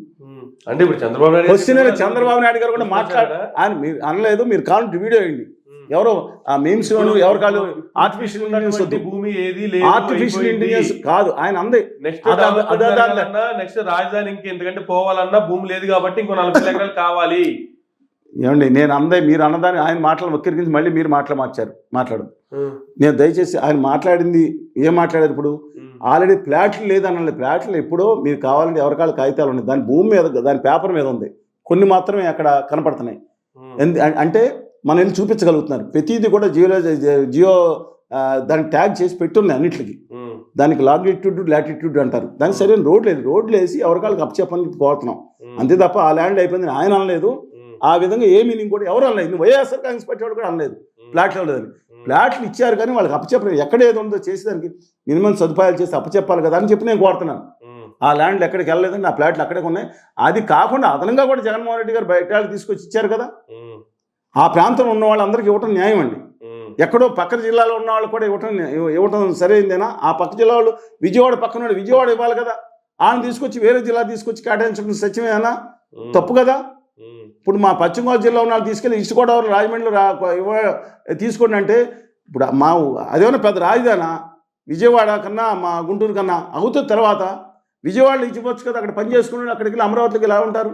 వాళ్ళ దగ్గర కూడా లోపాలు జరిగింది. నేను చెప్పిన సత్యం మీరు మీ మనసును శోధించుకుని నేను చెప్పిన నిజం కాదు తెలుస్తుంది. తిట్టుకోండి. ఇవన్నీ సత్యాలే సార్. వీటన్నిటిని అసలు ఏది కాదని నేను తప్పంటే నిరూపించమన్నా లేదు, ఏది లేదు. ఇవన్నీ ఓకే, 100% రైట్. బట్ నాకు వచ్చిన ఏంటంటే అమరావతి డెవలప్మెంట్ పేరుతో 60,000 కోట్ల రూపాయలు అప్పు చేశారు కదా, దీనికి తగ్గట్టుగా వర్క్స్ జరుగుతున్నాయి. అప్పుగా ఇవ్వలేదండి బాబు, చెప్తే మీకు అర్థం కావట్లేదు. అప్పుల కోసం ఇంకా పాత పత్రుని తిరుగుతూనే ఉన్నారు. ఓన్లీ 15,000 కోట్లు వచ్చినాయి అంట క్యాష్. మిగతా ఇంకా అప్పులు వస్తాయని చెప్పి హామీ మీద వర్క్లు ఇచ్చేసి వెళ్ళిపోతున్నారు. వర్క్లు చేసేవాళ్ళు ముందు రావట్లేదు. దేన్ని మనం ఏది దానికి పాయింట్ మాట్లాడుకోవాల్సిందే. మీరు అలా భ్రమలో ఉండి అని తీసుకొచ్చారు, అక్కడ ఇచ్చేవాడు ఎవడున్నాడు? ఇంకా ఇస్తారేమో తర్వాత. నాకు చెప్పింది కొన్ని వర్గాలు చెప్పినాయి. అందువల్ల 60,000 కోట్లు వచ్చేసింది, అప్పు వచ్చేసింది. అప్పు హామీ వచ్చి ఉంటుంది, ఆ కాఫర్స్లో ఏముంది? లేదు. అంతా మీరు భ్రమలో ఉంటే ఉండండి, వస్తే రావచ్చేమో తర్వాత. కానీ 60,000 కోట్లు ఏదైతే మోడీ గారి కేంద్ర ప్రభుత్వం ఇస్తుంది, నేను సంవత్సరం 14,60,000 కోట్లు గ్రాంట్ అన్నారు. గుండు సున్నా. 1,500 కోట్లు నువ్వు ఇచ్చింది ఉంది కదా, ఎంగిలి మెతుకులు ఇచ్చింది తప్ప రాలేదు. నిలదీసే ధైర్యం లేదు. అంతే అంటారా? ధైర్యం లేదండి, భయం. అందరికీ పాలకులు ప్రతిపక్షాలు ముగ్గురికి భయమే కదా. ఓకే, కానీ ఇవన్నీ పక్కన పెడితే సార్, ఇప్పుడు మీలాంటి పెద్దలు కావచ్చు, లేదు కొంతమంది అనలిస్టులు కావచ్చు, లేదు కొంతమంది పార్టీలకు సంబంధించినటువంటి అధికార ప్రతినిధులు కావచ్చు, లేదు కొంతమంది సోషల్ మీడియా యాక్టివిస్టులు కావచ్చు, ప్రశ్నించిన దానికి సంబంధించి అరెస్టులు జరుగుతున్నాయి. ఈ అరెస్టుల మీద మీ యొక్క ఉద్దేశం ఏంది, మీ యొక్క ఒపీనియన్ ఏంటంటే అసలు ఈ అరెస్టులకు సంబంధించి ఏం చెప్తారు సార్? ప్రభుత్వాన్ని ప్రశ్నిస్తే అరెస్టులు చేస్తే దుర్మార్గం అండి. ఇప్పుడు ఈ మహిళల మీద వ్యాఖ్యలు చేశారు, లేదా ఇంకొకరు అసభ్యంగా మాట్లాడారు, లేదంటే ఇంకొకరి మీద స్వతంత్ర వ్యక్తుల మీద దిక్కుమాలిన బూతులు కామెంట్లు చేశారంటే వీళ్ళని చేసేయండి, తప్పలేదు. అసభ్యంగా ఉన్నాను. ఒక ప్రభుత్వం ఇప్పుడు ప్రభుత్వం, నేను ఒకటి చెప్తున్నాను. ఆ రోజు వివేకానంద రెడ్డి గారు హత్య జరిగింది. హత్య జరిగినప్పుడు దీంట్లో ప్రభుత్వ హస్తం ఉందని జగన్మోహన్ రెడ్డి గారు అన్నారు. ఆరోపణ చూడండి, అరెస్ట్ చేశారు. ఆ రోజు సెంటిమెంట్, ఆ రోజు మీ సింపతి వస్తుంది, అరెస్ట్ చేయలేదా? లేదంటే ప్రతిపక్ష నాయకుడు ఉన్నారు అని చెప్పి ఆరోపణ చేసిన అధికార పార్టీ వాళ్ళు ఉన్నారు. మరి అప్పుడు ఇవాళ అరెస్ట్ చేసిన అదే కనుక కారణం అయితే మరి అప్పుడు అరెస్ట్ చేశారా? ఇవాళ అసభ్యంగా మాట్లాడతాం. ఎస్, ముఖ్యమంత్రి గారి కుటుంబం మీద అసభ్యంగా మాట్లాడిన పెద్ద వాళ్ళని మాత్రం వదిలేసుకున్నారు. సామాన్యుని, అలాగే భారతిరెడ్డి గారి మీద అసభ్యంగా మాట్లాడిన పెద్దలందరినీ గొప్పవాళ్ళుగా కనపడుతున్నారా మీకు? భువనేశ్వర్ గారి మీద మాట్లాడిన వాళ్ళని నేను అడుగుతున్నాను. వీళ్ళకి సిగ్గు ఉంటే కనుక మహిళల మీదకి వెళ్ళటం ఏంటండి? ఒకటి పాయింట్. రెండో పాయింట్ ఏంటి? ఇవాళ ఒక హత్య జరిగినప్పుడు ఆరోపణ వస్తూ ఉంటుంది. ఆరోపణ చేస్తే కాదని చెప్పండి, అంతే తప్ప అధికార ప్రతినిధుల్ని వాళ్ళ వైఎస్ఆర్ కాంగ్రెస్ పార్టీ అధికార ప్రతినిధి దేనికి అరెస్ట్ చేశారండి? అసభ్యంగా చేస్తే చెప్పండి, చేయండి, మన ఇబ్బంది. కానీ ఆ రూల్ అందరికీ అప్లై చేయాలన్నా నేను అంటే వాళ్ళు ఒక్కళ్ళకి ఇంకోళ్ళకి నీటి ఉంటుందా అండి? ఇవాళ నేను మళ్ళీ వైఎస్ఆర్ కాంగ్రెస్ వాళ్ళని కూడా వాళ్ళు పట్టాభి గారిని ఎందుకు అరెస్ట్ చేయించారు? అప్పుడు ఆయన ఒక మాట మాట్లాడాడు, మీనింగ్ తెలుసో తెలియక మాట్లాడాడు, దానికి అరెస్ట్ చేసి ఆయన్ని చొక్కా ఇప్పి చూపించాల్సిన పరిస్థితి వస్తుందా? రఘురామకృష్ణరాజు గారికి ఎందుకు అరెస్ట్ చేశారు? ఆయన మీద ఎందుకు వీళ్ళకి బాగా మాట్లాడే హక్కు ఉంది. డెఫినెట్గా ఇలాంటి అరెస్ట్ని ఏదైతే ఇప్పుడు వెంకటరెడ్డి గారిని అరెస్ట్ అయినా ఇంతకుముందు అరెస్ట్ అయినా ఖచ్చితంగా అది నిజంగా మీరు ఉంటే చెప్పండి, ఎందుకు రిమాండ్ రిపోర్ట్కి ఎందుకు ఇవ్వలేదు అంటే మీరు చేస్తే చేయండి, అందరికీ సమానంగా చేయమని అడుగుతున్నాను నేను. అసలు ఇప్పుడు వాళ్ళు ఏమైనా ఉద్యమం కొంతమంది కామెంట్ చేస్తూ ఉంటారు. ఇప్పుడు కొంతమంది చూసామండి వాళ్ళ ఏదో ఒక దేశద్రోహిని అరెస్ట్ చేసినట్టు నేను మాట్లాడుతున్నాను. నేను అడుగుతా ఉన్నాను, ఏమండి అంటే ఒక ఉద్యమం ఇప్పుడు మీరు మీరు మీ వాళ్ళు కామెంట్ చేసినప్పుడు ఒక రాష్ట్రం హక్కుల కోసం ఆత్మగౌరవం కోసం ఒక ఆవేదనతో ఒక మాట మాట్లాడతాం తప్ప కాదనే భావిస్తున్నాను. కానీ ఒక కులం కోసం, ఒక మతం కోసం, ఒక ప్రాంతం కోసం, సినిమాల పెచ్చ కోసం దిక్కుమాలని అసభ్యంగా చేస్తే ఇది డెఫినెట్గా అప్సైడ్ అండ్ నాన్ సెన్స్ అది. అందుకని ఒక న్యాయం అయితే అందరికీ చేయండి. ఇవాళ ఆ రోజు పట్టాభి గారి అరెస్ట్ని ఖండించంటే ఇవాళ కూడా వెంకటరెడ్డి గారి అరెస్ట్ని ఖండిస్తున్నాం. ఒకవేళ నిజమైతే ఆయనకి ఎందుకు హత్య కేసులు ఉంటే సంబంధం ఉంటే చేసి ఎఫ్ఐఆర్ పెట్టి మీరు ముద్దాయం చేయండి, నిందితుడిగా చేర్చండి ధైర్యంగా. కానీ ఒపీనియన్స్ బట్ స్వీయ నియంత్రణ అనేది అవసరం అండి అందరికీ. నేను చెప్తున్నాను, ఒక భాష దాని ప్రకారం అవసరం. చర్చిల్లో వచ్చే వాళ్ళని చెప్పులు పెట్టి కొట్టడం, బూతులు తిట్టడం లేదు కదా అని మహిళల్ని అసభ్యంగా అబ్సల్యూట్లీ రాంగ్ అండి అది. కానీ శిక్ష ఒకళ్ళకే ఇచ్చంటింగ్ చేయొద్దు. ఖచ్చితంగా మేము చెప్తాం, ఇది వాళ్ళకి ప్రమేయం ఉంటే చెప్పండి, లేని పక్షంలో ఖచ్చితంగా అది ఖండిస్తున్నాం. ఇంతకుముందు కానీ కూడా ఖండించాం కాబట్టి డెఫినెట్గా దాని ఇలాంటి పనులు చేయటంలో రాష్ట్ర ప్రభుత్వం రెడ్ బుక్ అనేది దాంట్లో మిస్ఫేర్ అవుతుందండి. ఇంకా ప్రాధాన్యత కార్యక్రమాలు మీలాంటి వాళ్ళు ఖండిస్తూ ఉంటే, కానీ హోమ్ మినిస్టర్ గారు మాత్రం ఏవేవో పోస్టులు చూపించి ఏవేవో కామెంట్లు చేస్తూ ఉన్నారు. అసలు ఆ కామెంట్లకి వారు సిచ్యువేషన్స్ కి ఏమైనా సింక్ అవుతుందంటారా? ఏమండి, వారు కూడా పొరపాటున ఒక రోజు భారతి గారి గురించి మాట్లాడిన విషయాలు చూసాం. అన్ఫార్చునేట్ వారు కూడా సవరించుకున్నారు తర్వాత. కానీ దయచేసి ఆలోచించుకోవాలి, ఎందుకంటే షీఈస్ ఫైటింగ్. ఆవిడ గట్టిగానే రాష్ట్ర అభివృద్ధి కోసం పనిచేస్తున్నారు అనుకున్నాం. కానీ ఇలాంటి విషయాల్లో మీరు దయచేసి పట్టాభి గారిని అరెస్ట్ చేసినప్పుడు ఏం మాట్లాడారో, మీరు ఇప్పుడు రాష్ట్ర ప్రభుత్వ ప్రతినిధి, మీరు ఒక పార్టీగా కాదండి, ఫస్ట్ రాష్ట్ర ప్రభుత్వ ప్రతినిధిగా మాట్లాడాలి. అందువలన మీరు అదే సూత్రం మిగతా వాళ్ళకి కూడా అప్లై చేస్తే బాగుంటుందని చెప్పి నా హంబుల్ రిక్వెస్ట్ అండి. ఎందుకంటే అప్పుడు తప్పు అయినప్పుడు ఇది కూడా తప్పు అవుతుంది. నిజంగా నేరం చేస్తే మేమేమో కేసు రావడానికి ఒక రాష్ట్ర హక్కుల కోసం మాట్లాడితే, లేదా తప్పు చేస్తే ప్రభుత్వం మాట్లాడితే దానికి అరెస్ట్ దాని కింద చేయటం అనేది మంచి పద్ధతి కాదని నా అభిప్రాయం అండి. సార్ నెక్స్ట్ చూసుకుంటే, కూటమిలో 3 పార్టీలు కలిసి ఉన్నప్పుడు అధికారంలోకి వచ్చిన వెంటనే ప్రధానమంత్రి గారు వస్తే చంద్రబాబు నాయుడు గారికి ఎంత ప్రయారిటీ ఉందో, మరోవైపు పవన్ కళ్యాణ్ గారికి కూడా అంతే ప్రయారిటీ ఇస్తూ మోడీ గారు కూడా అంతే ట్రీట్ చేశారు.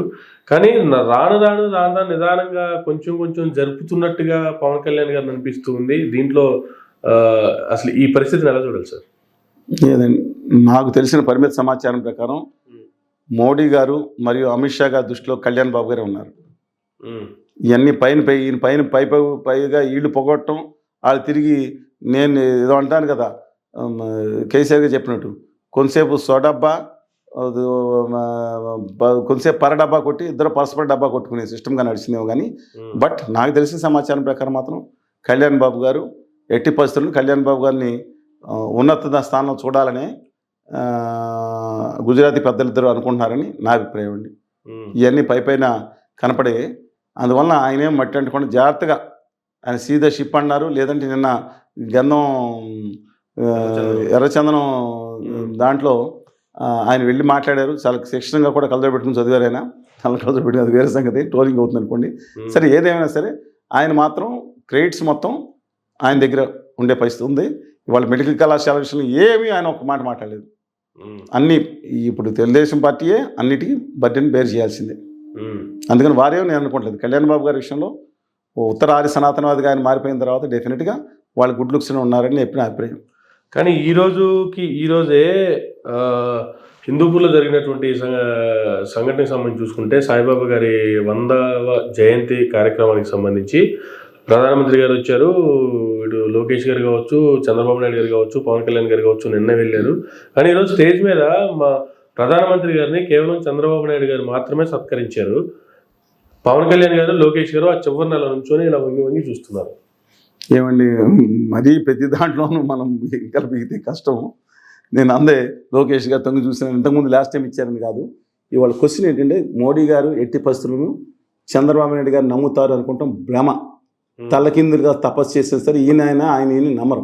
ఎందుకంటే 2002లో జరిగిన విషయంలో నన్ను అరెస్ట్ చేస్తారంటే కాదు, కానీ ఢిల్లీలో మా అద్వానీ గారి ఆఫీసులు ఉండగా, లేదంటే ఆఖరికి ఏపీ భవన్ వచ్చి నేను కారులో ఉన్న అపాయింట్మెంట్ ఇస్తాను చంద్రబాబు నాయుడు గారు ఇవ్వటం ఆ రోజు. ఎందుకంటే ఆయన ఏం చెప్తే నడిచింది.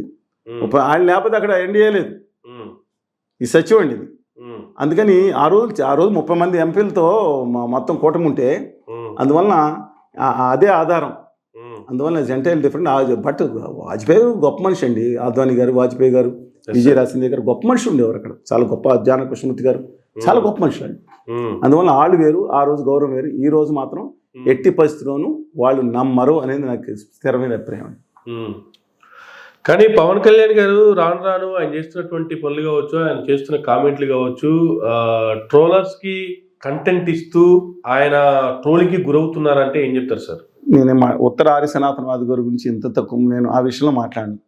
ఎందుకంటే మీరు ఆయన యాక్చువల్గా ఆయనే చెప్పారు. ఆయన చిన్నప్పుడే వాళ్ళ ఫ్రెండ్ బాప్టిజం ఇస్తాంటే బాప్టిజం క్రిస్టియానిటీ స్వీకరించాను, బాప్టిజం ఇచ్చాడు, నేను తీసుకున్నాను. సరే, వాళ్ళ పిల్లలిద్దరిని కూడా ఆర్థోడాక్స్ క్రిస్టియన్ కిందే నేను పెంచుతున్నారని కూడా ఆయన వివరణ ఇచ్చారు. అలాగే ఆయన దేవాలయంలో ఆయన చిన్నప్పుడు వాళ్ళ అమ్మగారు నాన్నగారు పూజించుకునే దాంట్లో కూడా యేసుక్రీస్తు బొమ్మ ఉండేది, యేసుక్రీస్తు కూడా పూజించేవారు అన్నారు. వాళ్ళ అమ్మగారు దీపం వెలిగిస్తే వాళ్ళ నాన్నగారు దాంట్లో సిగరెట్ కాల్చుకుని దీపం దేవుడు లేదని అనేవారు, అలా మోగేది అన్నారు ఆయన. ఇంకా అనేకం చెప్పారు. హిందువులే గొడవలు పెట్టేది, ఇది మాత్రం అబ్జెక్షన్ చేస్తాను. ఈ గొడవలకు కారణం హిందూ నాయకులు అన్నారు. తప్పండి. హైందవం అంటే ఇది ఉత్తరాది సనాతనవాదం కాదండి. మేమందరం హిందువులం, కానీ ఉత్తరాది సనాతనవాదం కాదు. అది ఉత్తర సనాతనవాదం మన దక్షిణాదికి వర్తిస్తుందని ఇంతంత ఉద్గ్రంథాల్లో రాసింది. ఎవడు చెప్తున్నాడు నాకు తెలియదు. ఆర్యవర్తనానికి వర్తిస్తుంది, మరి ఆర్యవర్తనం కాదు. దక్షిణాపదం మందే, మన యొక్క దేశ మూలవాసులు మనం, వాళ్ళు ఎవరు రావడానికి. కానీ ఆయన ఆ హిందువులు అంటే మాత్రం నాకు నచ్చలేదు. రెండోది వెంకటేశ్వరాన్ని తక్కువ చేసి, మీరు ఒకసారి వీడియో వేయండి, అందరూ తెలుస్తుంది, కాదనుకుంది. ఆ రాముడికి కంపేర్ చేసి మేము ఇక్కడి నుంచి వీళ్ళు గోబ్యాక్, ఆయన అంటే గోబ్యాక్, ఆయన వెళ్ళిపోమనండి. మేము ఎవరో వెంకటేశ్వరాన్ని వదిలేసి వెళ్ళాం. మా ఇష్టదైవం మేము పూజించుకుంటాం, దాన్ని తక్కువ చేస్తే మాత్రం ఒప్పుకోమండి. But anyway I'm leaving it. ఎందుకంటే సచ్చే హంబుల్, సచ్చే ఒక అభ్యుదయవాదిగా నేను కళ్యాణ్ బాబు గారిని ఆ రోజు చూశాను. ఈ రోజు ఎందుకు ఉత్తర ఆర్య సనాతనవాది ఆమెన్ అనే పదం వాడారు. అపలాజెటికల్ సనాతనవాది ఆమెన్ అన్నారు. ఎందుకు నాకు అర్థం కాదు. అదొక పజిల్గానే ఉంది నాకు, ఎంతసేపు ఎన్ని గ్రంథాలు శోధించినా. ఎనీవే ఆయన మాత్రమే మాట్లాడారు కాబట్టి ఆయన ట్రోలింగ్ అనేది పాపం ఆయన మన సినిమా గురైతే చాలా బాధపడ్డారు. ఎందుకే అలా ట్రోలింగ్ చేస్తారు ఇంకోళ్ళ మీద అని. దయచేసి వాళ్ళ ఫ్యాన్స్ కూడా చెప్తున్నాను, దయచేసి ఏం ట్రోలింగ్ చేసినా మంచి అయిన వాళ్ళ కుటుంబ సంస్కారం, వాళ్ళ కుటుంబ పెద్దలు పెంచిన సంస్కారం వాళ్ళ వ్యాఖ్యల్లో కనపడుతుంది. కాబట్టి కళ్యాణ్ బాబు గారు చెప్పారు కాబట్టి వాళ్ళు ఏం చేసిన కళ్యాణ్ బాబు గారికి వాళ్ళ కుటుంబ సభ్యులకే చెందుతుంది. With due respect to him, దయచేసి ఆయన ఫాలో అవ్వమని చెప్పి, ఈ విషయంలో సంస్కారంగా ఉండటం అనేది అది ఏ రిఫ్లెక్ట్ అయినా ఆయన చెప్పిన సంస్కారమే వాళ్ళ దగ్గరికి వస్తూ ఉంటుంది. వాళ్ళ కుటుంబం అది దేశ గమనించమని చెప్పి కోరుతా ఉన్నాను. సార్, ఒకసారి బ్యూరోక్రాట్స్ గురించి మాట్లాడుకుంటే సార్, రీసెంట్గా ప్రవీణ్ ప్రకాష్ గారు ఆయన ఒక వీడియో రిలీజ్ చేశారు. ఒక 2 వ్యక్తులకి వల్ల చేసిన పనుల వల్ల ఆయన హర్ట్ అయినందుకు ఆయన ఇప్పుడు దాన్ని రిగ్రెట్గా ఫీల్ అయ్యి ఇప్పుడు సారీ చెప్పారు. ఆయన దాదాపు వీఆర్సీ కూడా బోల్డ్ అంత కాలం అయిపోయింది. ఇప్పుడు ఆయనకి ఎందుకు ఆ రిగ్రెట్ గుర్తొచ్చింది, ఇప్పుడు ఎందుకు వాళ్ళిద్దరికి సారీ చెప్పాల్సి వచ్చింది? కానీ ప్రభుత్వాన్ని ఎక్కడా నిందించట్లేదు, ఇచ్చిన ఆర్డర్ని ఎక్కడా నిందించట్లేదు, జరిగిన తతంగం అంతా కూడాను చట్ట ప్రకారమే జరిగింది అనే చెప్తున్నారు. అయినా కూడాను పర్సనల్గా వీళ్ళిద్దరికి రిగ్రెట్ ఫీల్ అయ్యాను కాబట్టి వాళ్ళిద్దరికి లేదు, కొంత ఒత్తిడి మీద చేయాల్సి వచ్చింది అని కూడా చెప్పారు. నేను అది ఒత్తిడి మీద కూడా మాట్లాడారు. అది నాకు తెలుసు, చేసేది తప్పు అని తెలిసలేదు, తెలిసేది తప్పు, చేసేది కరెక్ట్ కాదని తెలుసు, అయినా చేశానని చెప్పి స్పష్టంగా చెప్పారు. నాకు ఆయనతో ఎక్కువ పరిచయం లేదు. ఢిల్లీలో ఉండగానే 1-2 సార్లు ముఖపరిచయం అండి. మొత్తం చక్కని తిప్పింది ఆయనే కదండి. ఇవాళ ఆయన ఈవెన్ ఎల్వి సుబ్రహ్మణ్యం గారు అసలు మన ఆకునూరి మురళి గారిని ఏనంటాం ఏంటి, ఎందుకు ఆయన నమ్ముకుంటాం ఏంటి? ఆ రోజు చక్రం తిప్పింది ఎవరు? గోపాలకృష్ణ ద్వివేది గారు, ఎల్వి సుబ్రహ్మణ్యం గారు, ఆయన పైన ఉన్న ఐవర్ కృష్ణారావు గారిని పేరుంది. సరే వాళ్ళది ఏదైనా సరే ఆ రోజు ప్రవీణ్ ప్రకాష్ గారు బాగానే ఉన్నారు. కానీ కానీ ఒకటి మాత్రం చెప్తున్నానండి నేను, ఆయన ఎవరు ఏబి వెంకటేశ్వరరావు గారు, మీరు బయట కనుక్కోండి, నిజాయితీపరమైన ఆఫీసర్ కానీ పేరు తిక్క ఉంది అని పేరుంది. ఇక తిక్క అనేది కొంత సహజంగా స్ట్రైట్ ఫార్వర్డ్గా ఉన్న ఆఫీసర్లు ఉంటుంది. కానీ ఆయన అన్ని పార్టీలు సమానంగా చూశారని చెప్పి నేను చెప్పలేను. ఎందుకంటే అధికారంలో ముఖ్యమంత్రి దగ్గర పనిచేసే వాళ్ళు కళ్ళు చెవులు కూడా ఇంటెలిజెన్స్ హెడ్ అండి. ఈవెన్ డీజీపీని రోజు కలవరు, కానీ ప్రతి ఇంటెలిజెన్స్ హెడ్ కేంద్రంలో ఉన్న బి కానీ ఇక్కడైతే intelligence additional DG or IG ఎవరైనా హెడ్ ఆఫ్ ద ఇంటెలిజెన్స్ ఆ స్టేట్ చీఫ్ మినిస్టర్కి ప్రతిరోజు మార్నింగ్ బ్రీఫ్ చేయాల్సింది.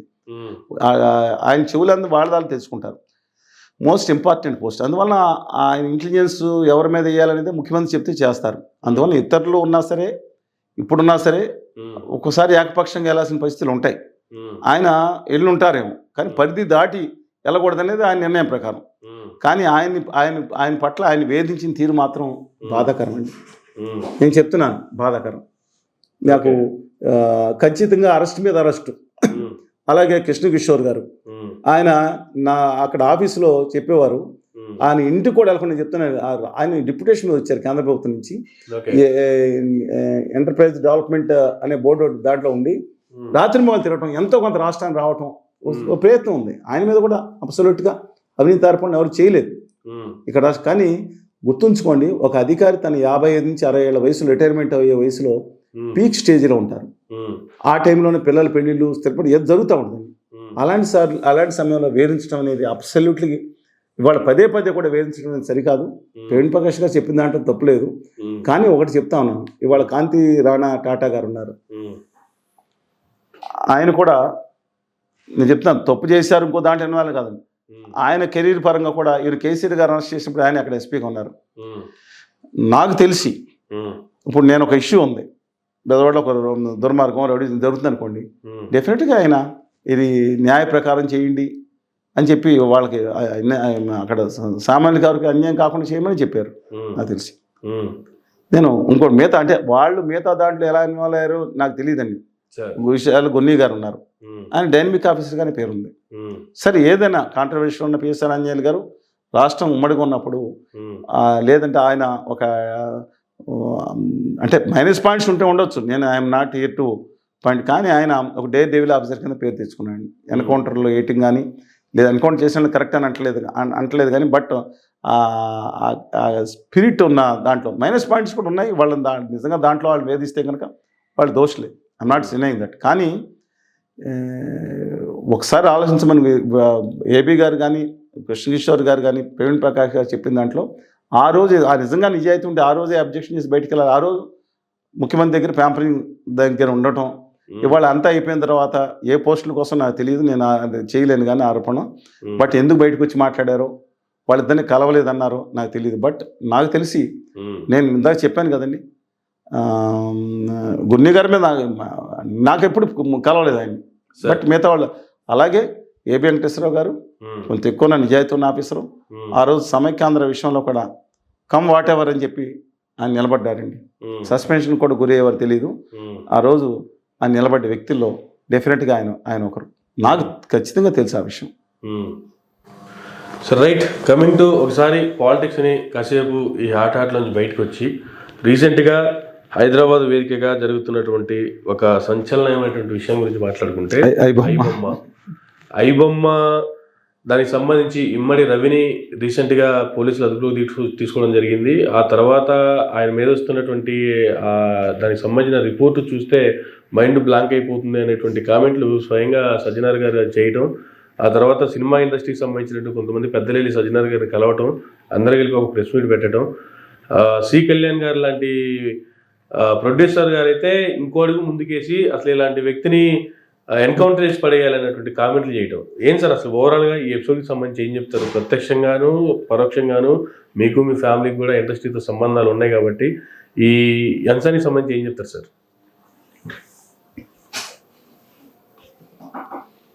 ఇది ఒక కేస్ స్టడీ అండి. ఒకటి ఏంటంటే నేను చెప్తాను, 11,000 కోట్లు సినిమా ఇండస్ట్రీకి లాస్ అంటే ఈ వ్యక్తి వల్ల. 21,000 సినిమాలు ఆయన దగ్గర ఉన్నాయని సజ్జన్న గారు చెప్పారు. సజ్జనార్ గారు is a dynamic officer, no second thought in that, straightforward dynamic officer, యాక్చువల్గా డీజీపీ అవ్వాల్సిన. సరే ఏదన్నా రెండోది అక్కడ టీమ్ ఎస్ఎండి డీసీపీ టీం ఏదైతే ఉందో she is also a dynamic officer. ఆయన మా మిత్రుడు, మా ఇంట్లో చిరుఫం ఇద్దరం కలిసి పనిచేసిన నా మిత్రుడు దారా సాంబయ్య గారు కుమార్తె అంటాను, ఆయన పెట్టారు. సరే ఎవరైనా పర్సన్ ఎందుకంటే ఆయన know her father very closely. సరే ఏదేమైనా సరే ఒక 2 యాంగిల్స్ ఉంది దీంట్లో. నేను సజ్జన్న గారిని వారిని అప్రిషియేట్ చేస్తాను, ఎందుకంటే ఛాలెంజ్ చేసాడండి అతను రుసుగులు పెట్టుకుని అతను చేసేది ఒక తప్పు పని. పైరసీకి వాళ్ళు మత్తిచ్చేవాళ్ళు నిజంగా తక్కువ రేటుకి స్పూరియస్ లెక్కర అమ్మే వాళ్ళు కూడా మత్తిచ్చేది ఎక్కువగా తక్కువ రేటు దొంగ లెక్కర అమ్ముతున్నారంటే ఎంత తప్పు, ఇది కూడా తప్పు కాదా? డెఫినెట్గా దాన్ని ఛాలెంజ్ చేయటం, దమ్ముంటే నేను పట్టుకోండి చెప్పడం, ఇంకోటి చేయటం అబ్సల్యూట్గా రాంగు. ఇవాళ అది ఒకటే కాదు, ఇంకా చాలా మంది కూడా ఉన్నాయి, అది కూడా బంద్ చేయాలి డెఫినెట్గా. ఇది మనం దాన్ని సపోర్ట్ చేసేసి అనేవాళ్ళు అడ్డంగా సపోర్ట్ చేసేవాళ్ళు కొంచెం మాట్లాడుతున్నా సరికాదు. ఇది నాణ్యానికి ఒక కోణం. రెండో కోణం చూద్దాం. ఎవరిని ఎన్కౌంటర్ చేయాలో తెలుసా అండి కళ్యాణ్ గారు? సజ్జనార్ గారు ఎలా ఎన్కౌంటర్ స్పెషలిస్ట్ అయ్యా, ఈయన్ని ఎన్కౌంటర్ చేస్తారా? డ్రగ్స్ కేసుల్లో ఉంటూ పదే అరెస్ట్ అయినా సరే జనాలని జీవోత్సవాలుగా చేస్తున్నా వాళ్ళ బ్యాచ్ని చెయ్యాలా నేను అడుగుతున్నాను. ఇంకోటి కూడా అడుగుతున్నాను, దయచేసి మీరు గమనించండి.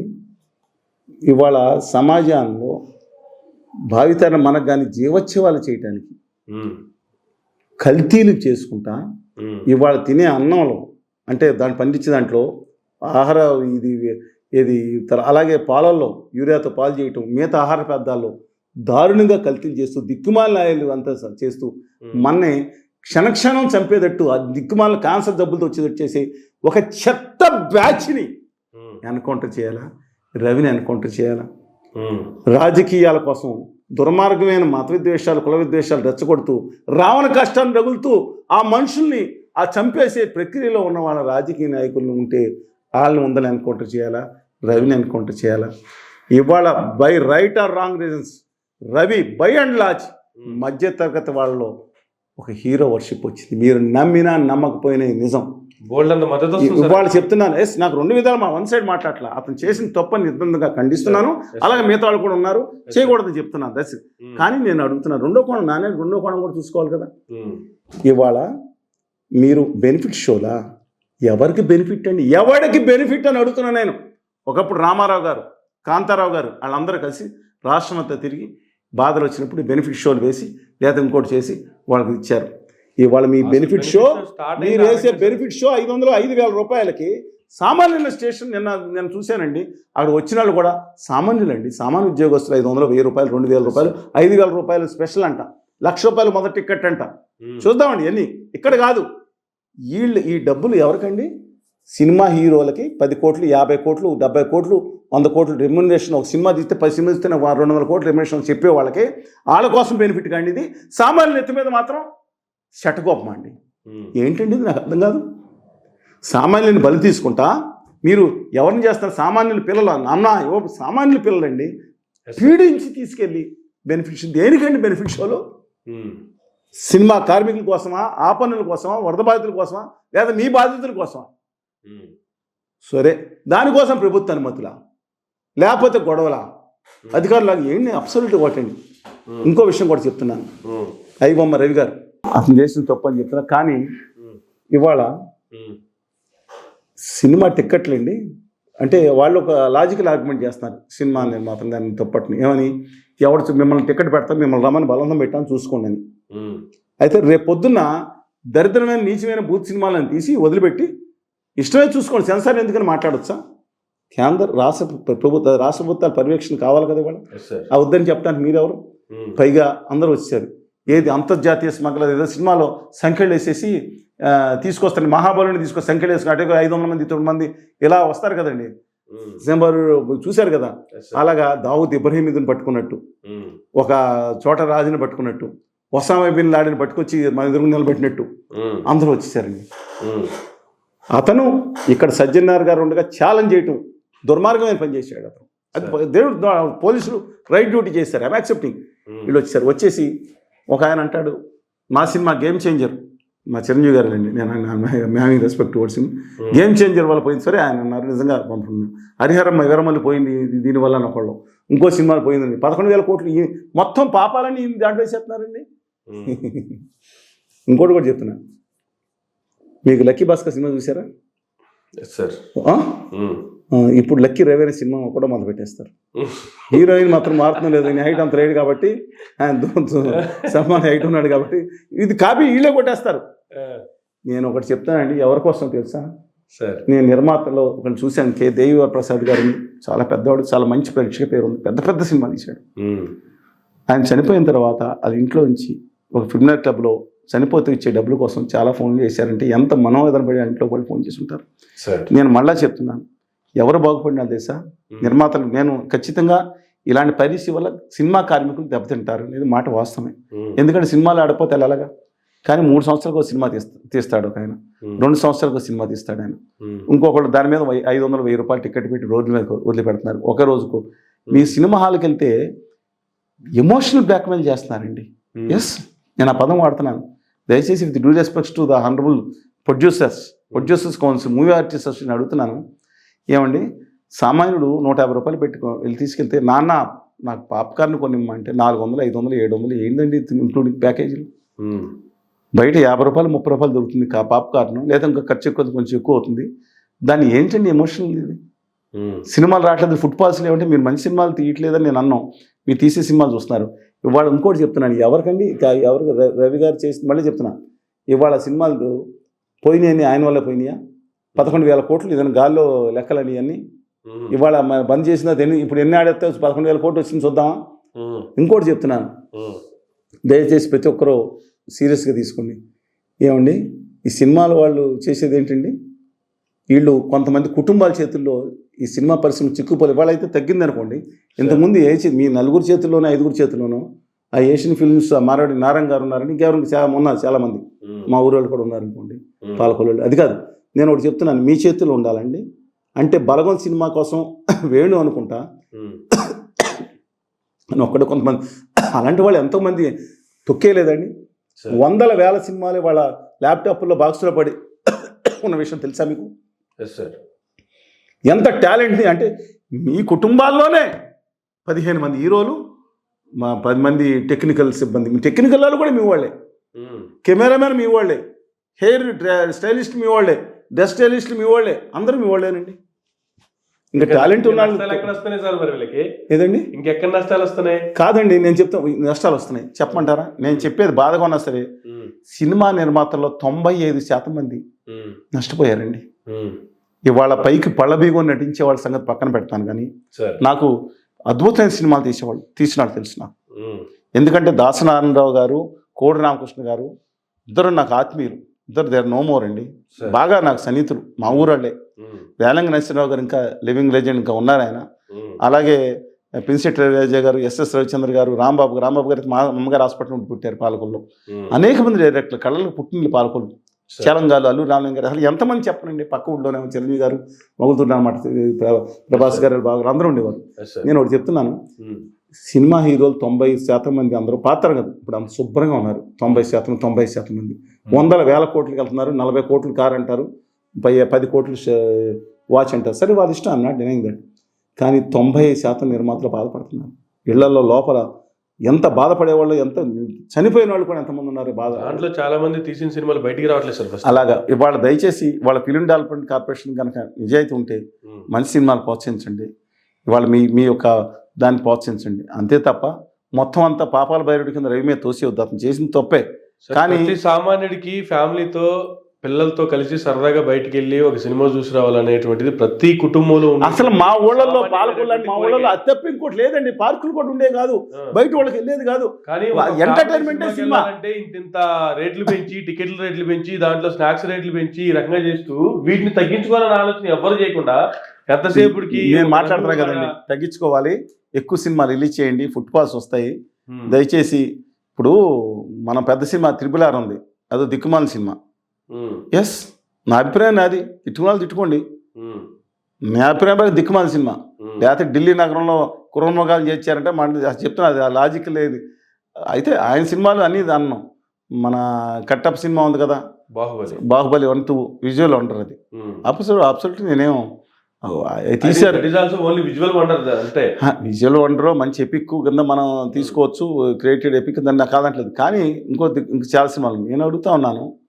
ఇవాళ 2 ఏళ్ళు ఒక మనిషిని పెట్టి 2 ఏళ్ళు ఆ జూనియర్ ఎన్టీఆర్ కూడా చెప్తున్నా, దయచేసి దాంట్లో బయటికి రండి. 2-3 ఏళ్ళు మీకు ఏమొచ్చింది ఆ సినిమా త్రిబుల్-ఆర్లో నాటి తప్ప మీకు ఏం క్రియేట్ వచ్చింది? పాన్ ఇండియా స్టార్ ఏమయ్యారు మీరు? అంటే నేను ఐఎమ్ నాట్ అగైన్స్ట్ రాజమౌళి గారు, అహంకార పూరితమైన విధానానికి వ్యతిరేకంగా ఉన్నాను నేను. సరే, coming back to the point అండి. వాళ్ళ ఐబొమ్మ విషయంలో అది కాకపోతే ఇంకొకళ్ళు వస్తారు. మీరు మారండి. ప్రభుత్వం తీసుకున్న చర్యలు నేను సమ్మతిస్తూనే పోలీసులు ఎన్కౌంటర్ చేయాల్సిందండి. ఈ కల్తీ చేసిన వాళ్ళని ఈయనకన్నా ఇవ్వండి సంఖ్యలేసి తీసుకొచ్చినట్టు రాజకీయ నాయకులు ఎంతమంది ఎంత దుర్మార్గంగా చేశారండి. బాంబు పేలులో ఉన్న వాళ్ళు కూడా బయటకు వచ్చేసారు కదా చాలామంది. విచారణ ఫెయిల్ అయిందా? నేను చెప్తున్నాను, డెఫినెట్గా వాళ్ళు దయచేసి ఆలోచించండి. మీరు కానీ ఆ ఎన్కౌంటర్ అని చెప్పే వాళ్ళని చర్యలు నమ్మకండి. ఇవాళ దుర్మార్గం చేసేవాళ్ళు నేను ఒక్కటే వీళ్ళ సామాజిక బాధ్యత ఉందండి. సినిమా నటుడు గారు రాజకీయ నాయకుడిగా మాట్లాడిన పెద్ద ఆయన కూర్చున్న సభలోనే ఒక మునుకోట అనే అతను పెట్రోల్ పోసుకుని బగబగ ఎండలో మండిపోతా పరిగెత్తంటే వీళ్ళు మీరు చెప్తున్న ఈ సినిమా వాళ్ళు ఒక కన్నీటి పొట్టు రాల్చారండి. ఎస్, దాంట్లో ఆర్ నారాయణమూర్తి గారు, లేకపోతే మా భరద్వాజ్ గారు, శివాజీ గారు, లేదంటే మన నాగిరెడ్డి గారు, లేదా కొంతమంది వచ్చారు. నేను అన్నట్టు సంపూర్ణేష్ బాబు వచ్చాడు. ఎస్, మేము గుర్తుపెట్టుకుంటామండి, మేము ఎందుకు మర్చిపోతాం? రోహన్ కాదు మేము. అలాంటి వాళ్ళు 5 మనకి 100 మంది 1000 మంది వీళ్ళు జల్లికట్టు కోసం ట్వీట్లు చేశారు. ఈ పెద్ద హీరోల సంగతి మాట్లాడుతున్నాను నేను. దిగొచ్చారు వీళ్ళు దేవుళ్ళ.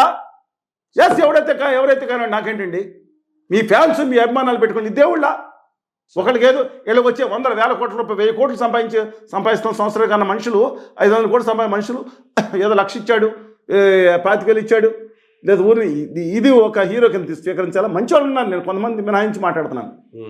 మీరు ఆంధ్రప్రదేశ్లో మన ఉద్యమం జరుగుతున్న సందర్భంలో మనుషులు చనిపోతే ఒక కన్నీటి కూడా ఒక ట్వీట్ చేయడానికి కూడా మనుషులు రాలేదా మీకు? ఎంత దుర్మార్గులండి మీరు. ఎస్, మీకు మానవీయ కోణం ఇదా?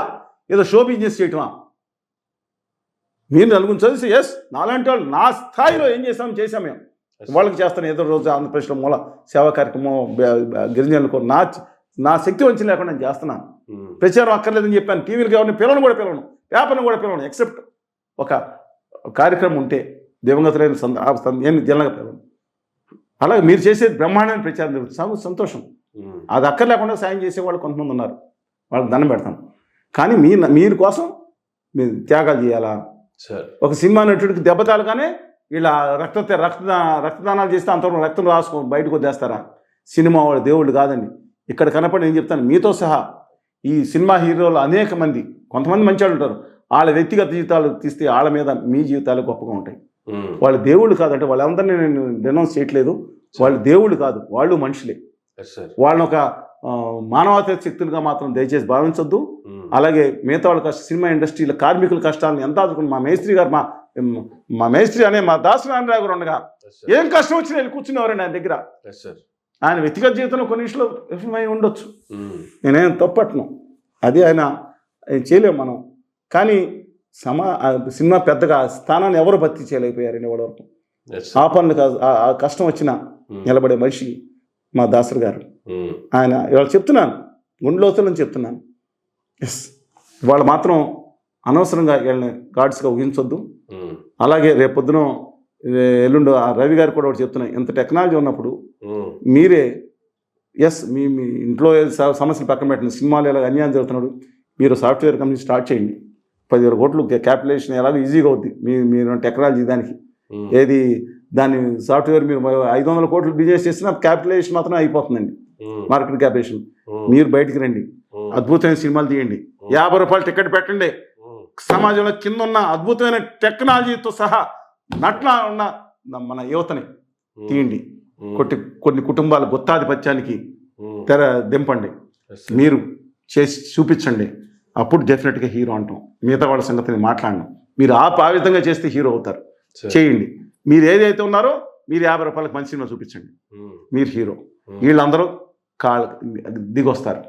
లేకపోతే ప్యాన్ ఇండియా సినిమా 100 కోట్లు 200 కోట్లు సినిమా హీరో కంట, వడ్డీలకు 300 కోట్లంట, ఆ డ్రెస్ డిజైనర్కి 50 కోట్లంట, ఇంకోటికేమో ఇంకోటంట, ఇక్కడేమో లేదంట, బల్గేరియాలో వేస్తే ఆ శబ్దం బాగా వస్తుందంట, 3 నిమిషాల సీన్కంట 30 కోట్లంట. ఏందండి ఇది? అంటే మా డబ్బులు మా ఇష్టం. నాకు లాజిక్ ఉంది కదా, మీరు ఎవరు చూడద్దన్నారని. మీ డబ్బులు మీ ఇష్టమే. నెక్స్ట్ కూడా మీ చేతుల్లో పరిశ్రమ అనేది ఇప్పుడు తగ్గిపోవచ్చు కొంతమంది చేతుల్లో, నేను అందరిని అన్నాను తగ్గించుకొని వచ్చారు, కానీ ఇంకా మీ చేతుల్లో ఉండే బాక్సులు చాలా ఉన్నాయి, లోపల ఉన్నాయి. బయటికి రండి, ఓపెన్గా రండి. My humble request to all of you. I don't have endeavours, ఎందుకంటే ఆ ఫీల్డ్లో కొంత పరిచయం ఉంది కాబట్టి చెప్తున్నాను. గొప్పవాళ్ళు మహానుభావులు ఉన్నారు. ఎముక దానం లేకుండా, ఈ చేతికి ఎముక లేకుండా దానం చేసిన గొప్పవాళ్ళు ఉన్నారు. ఎస్, నేను ఒప్పుకుంటానండి. కానీ కొత్తగా ఉన్న ఈ అహంకారం ఎత్తికెక్కిపోయిన హీరో వర్షిప్లు లేదా డైరెక్టర్ వర్షిప్లు, గొప్ప డైరెక్టర్, ఎస్ డైరెక్టర్ అయితే ఏంటి, గొప్ప మనిషి కావాలి కదా. రాష్ట్రం పట్ల జనం పట్ల సాపేక్షత ఉండొద్దా? దయచేసి మై డూ రెస్పెక్ట్ హిమ్. అద్భుతంగా ఉన్నాడు. నేను ఆ విషయంలో వాళ్ళని అభినందిస్తా, కానీ ఈ విషయంలో మాత్రం తప్పు చేస్తున్నారండి. Right sir, thank you sir. నమస్కారం అండి. ఇదండి చలసాని గారితో ఈనాటి మరో గంటలో మళ్ళీ కలుద్దాం. చూస్తున్నానండి మైరా మీడియా.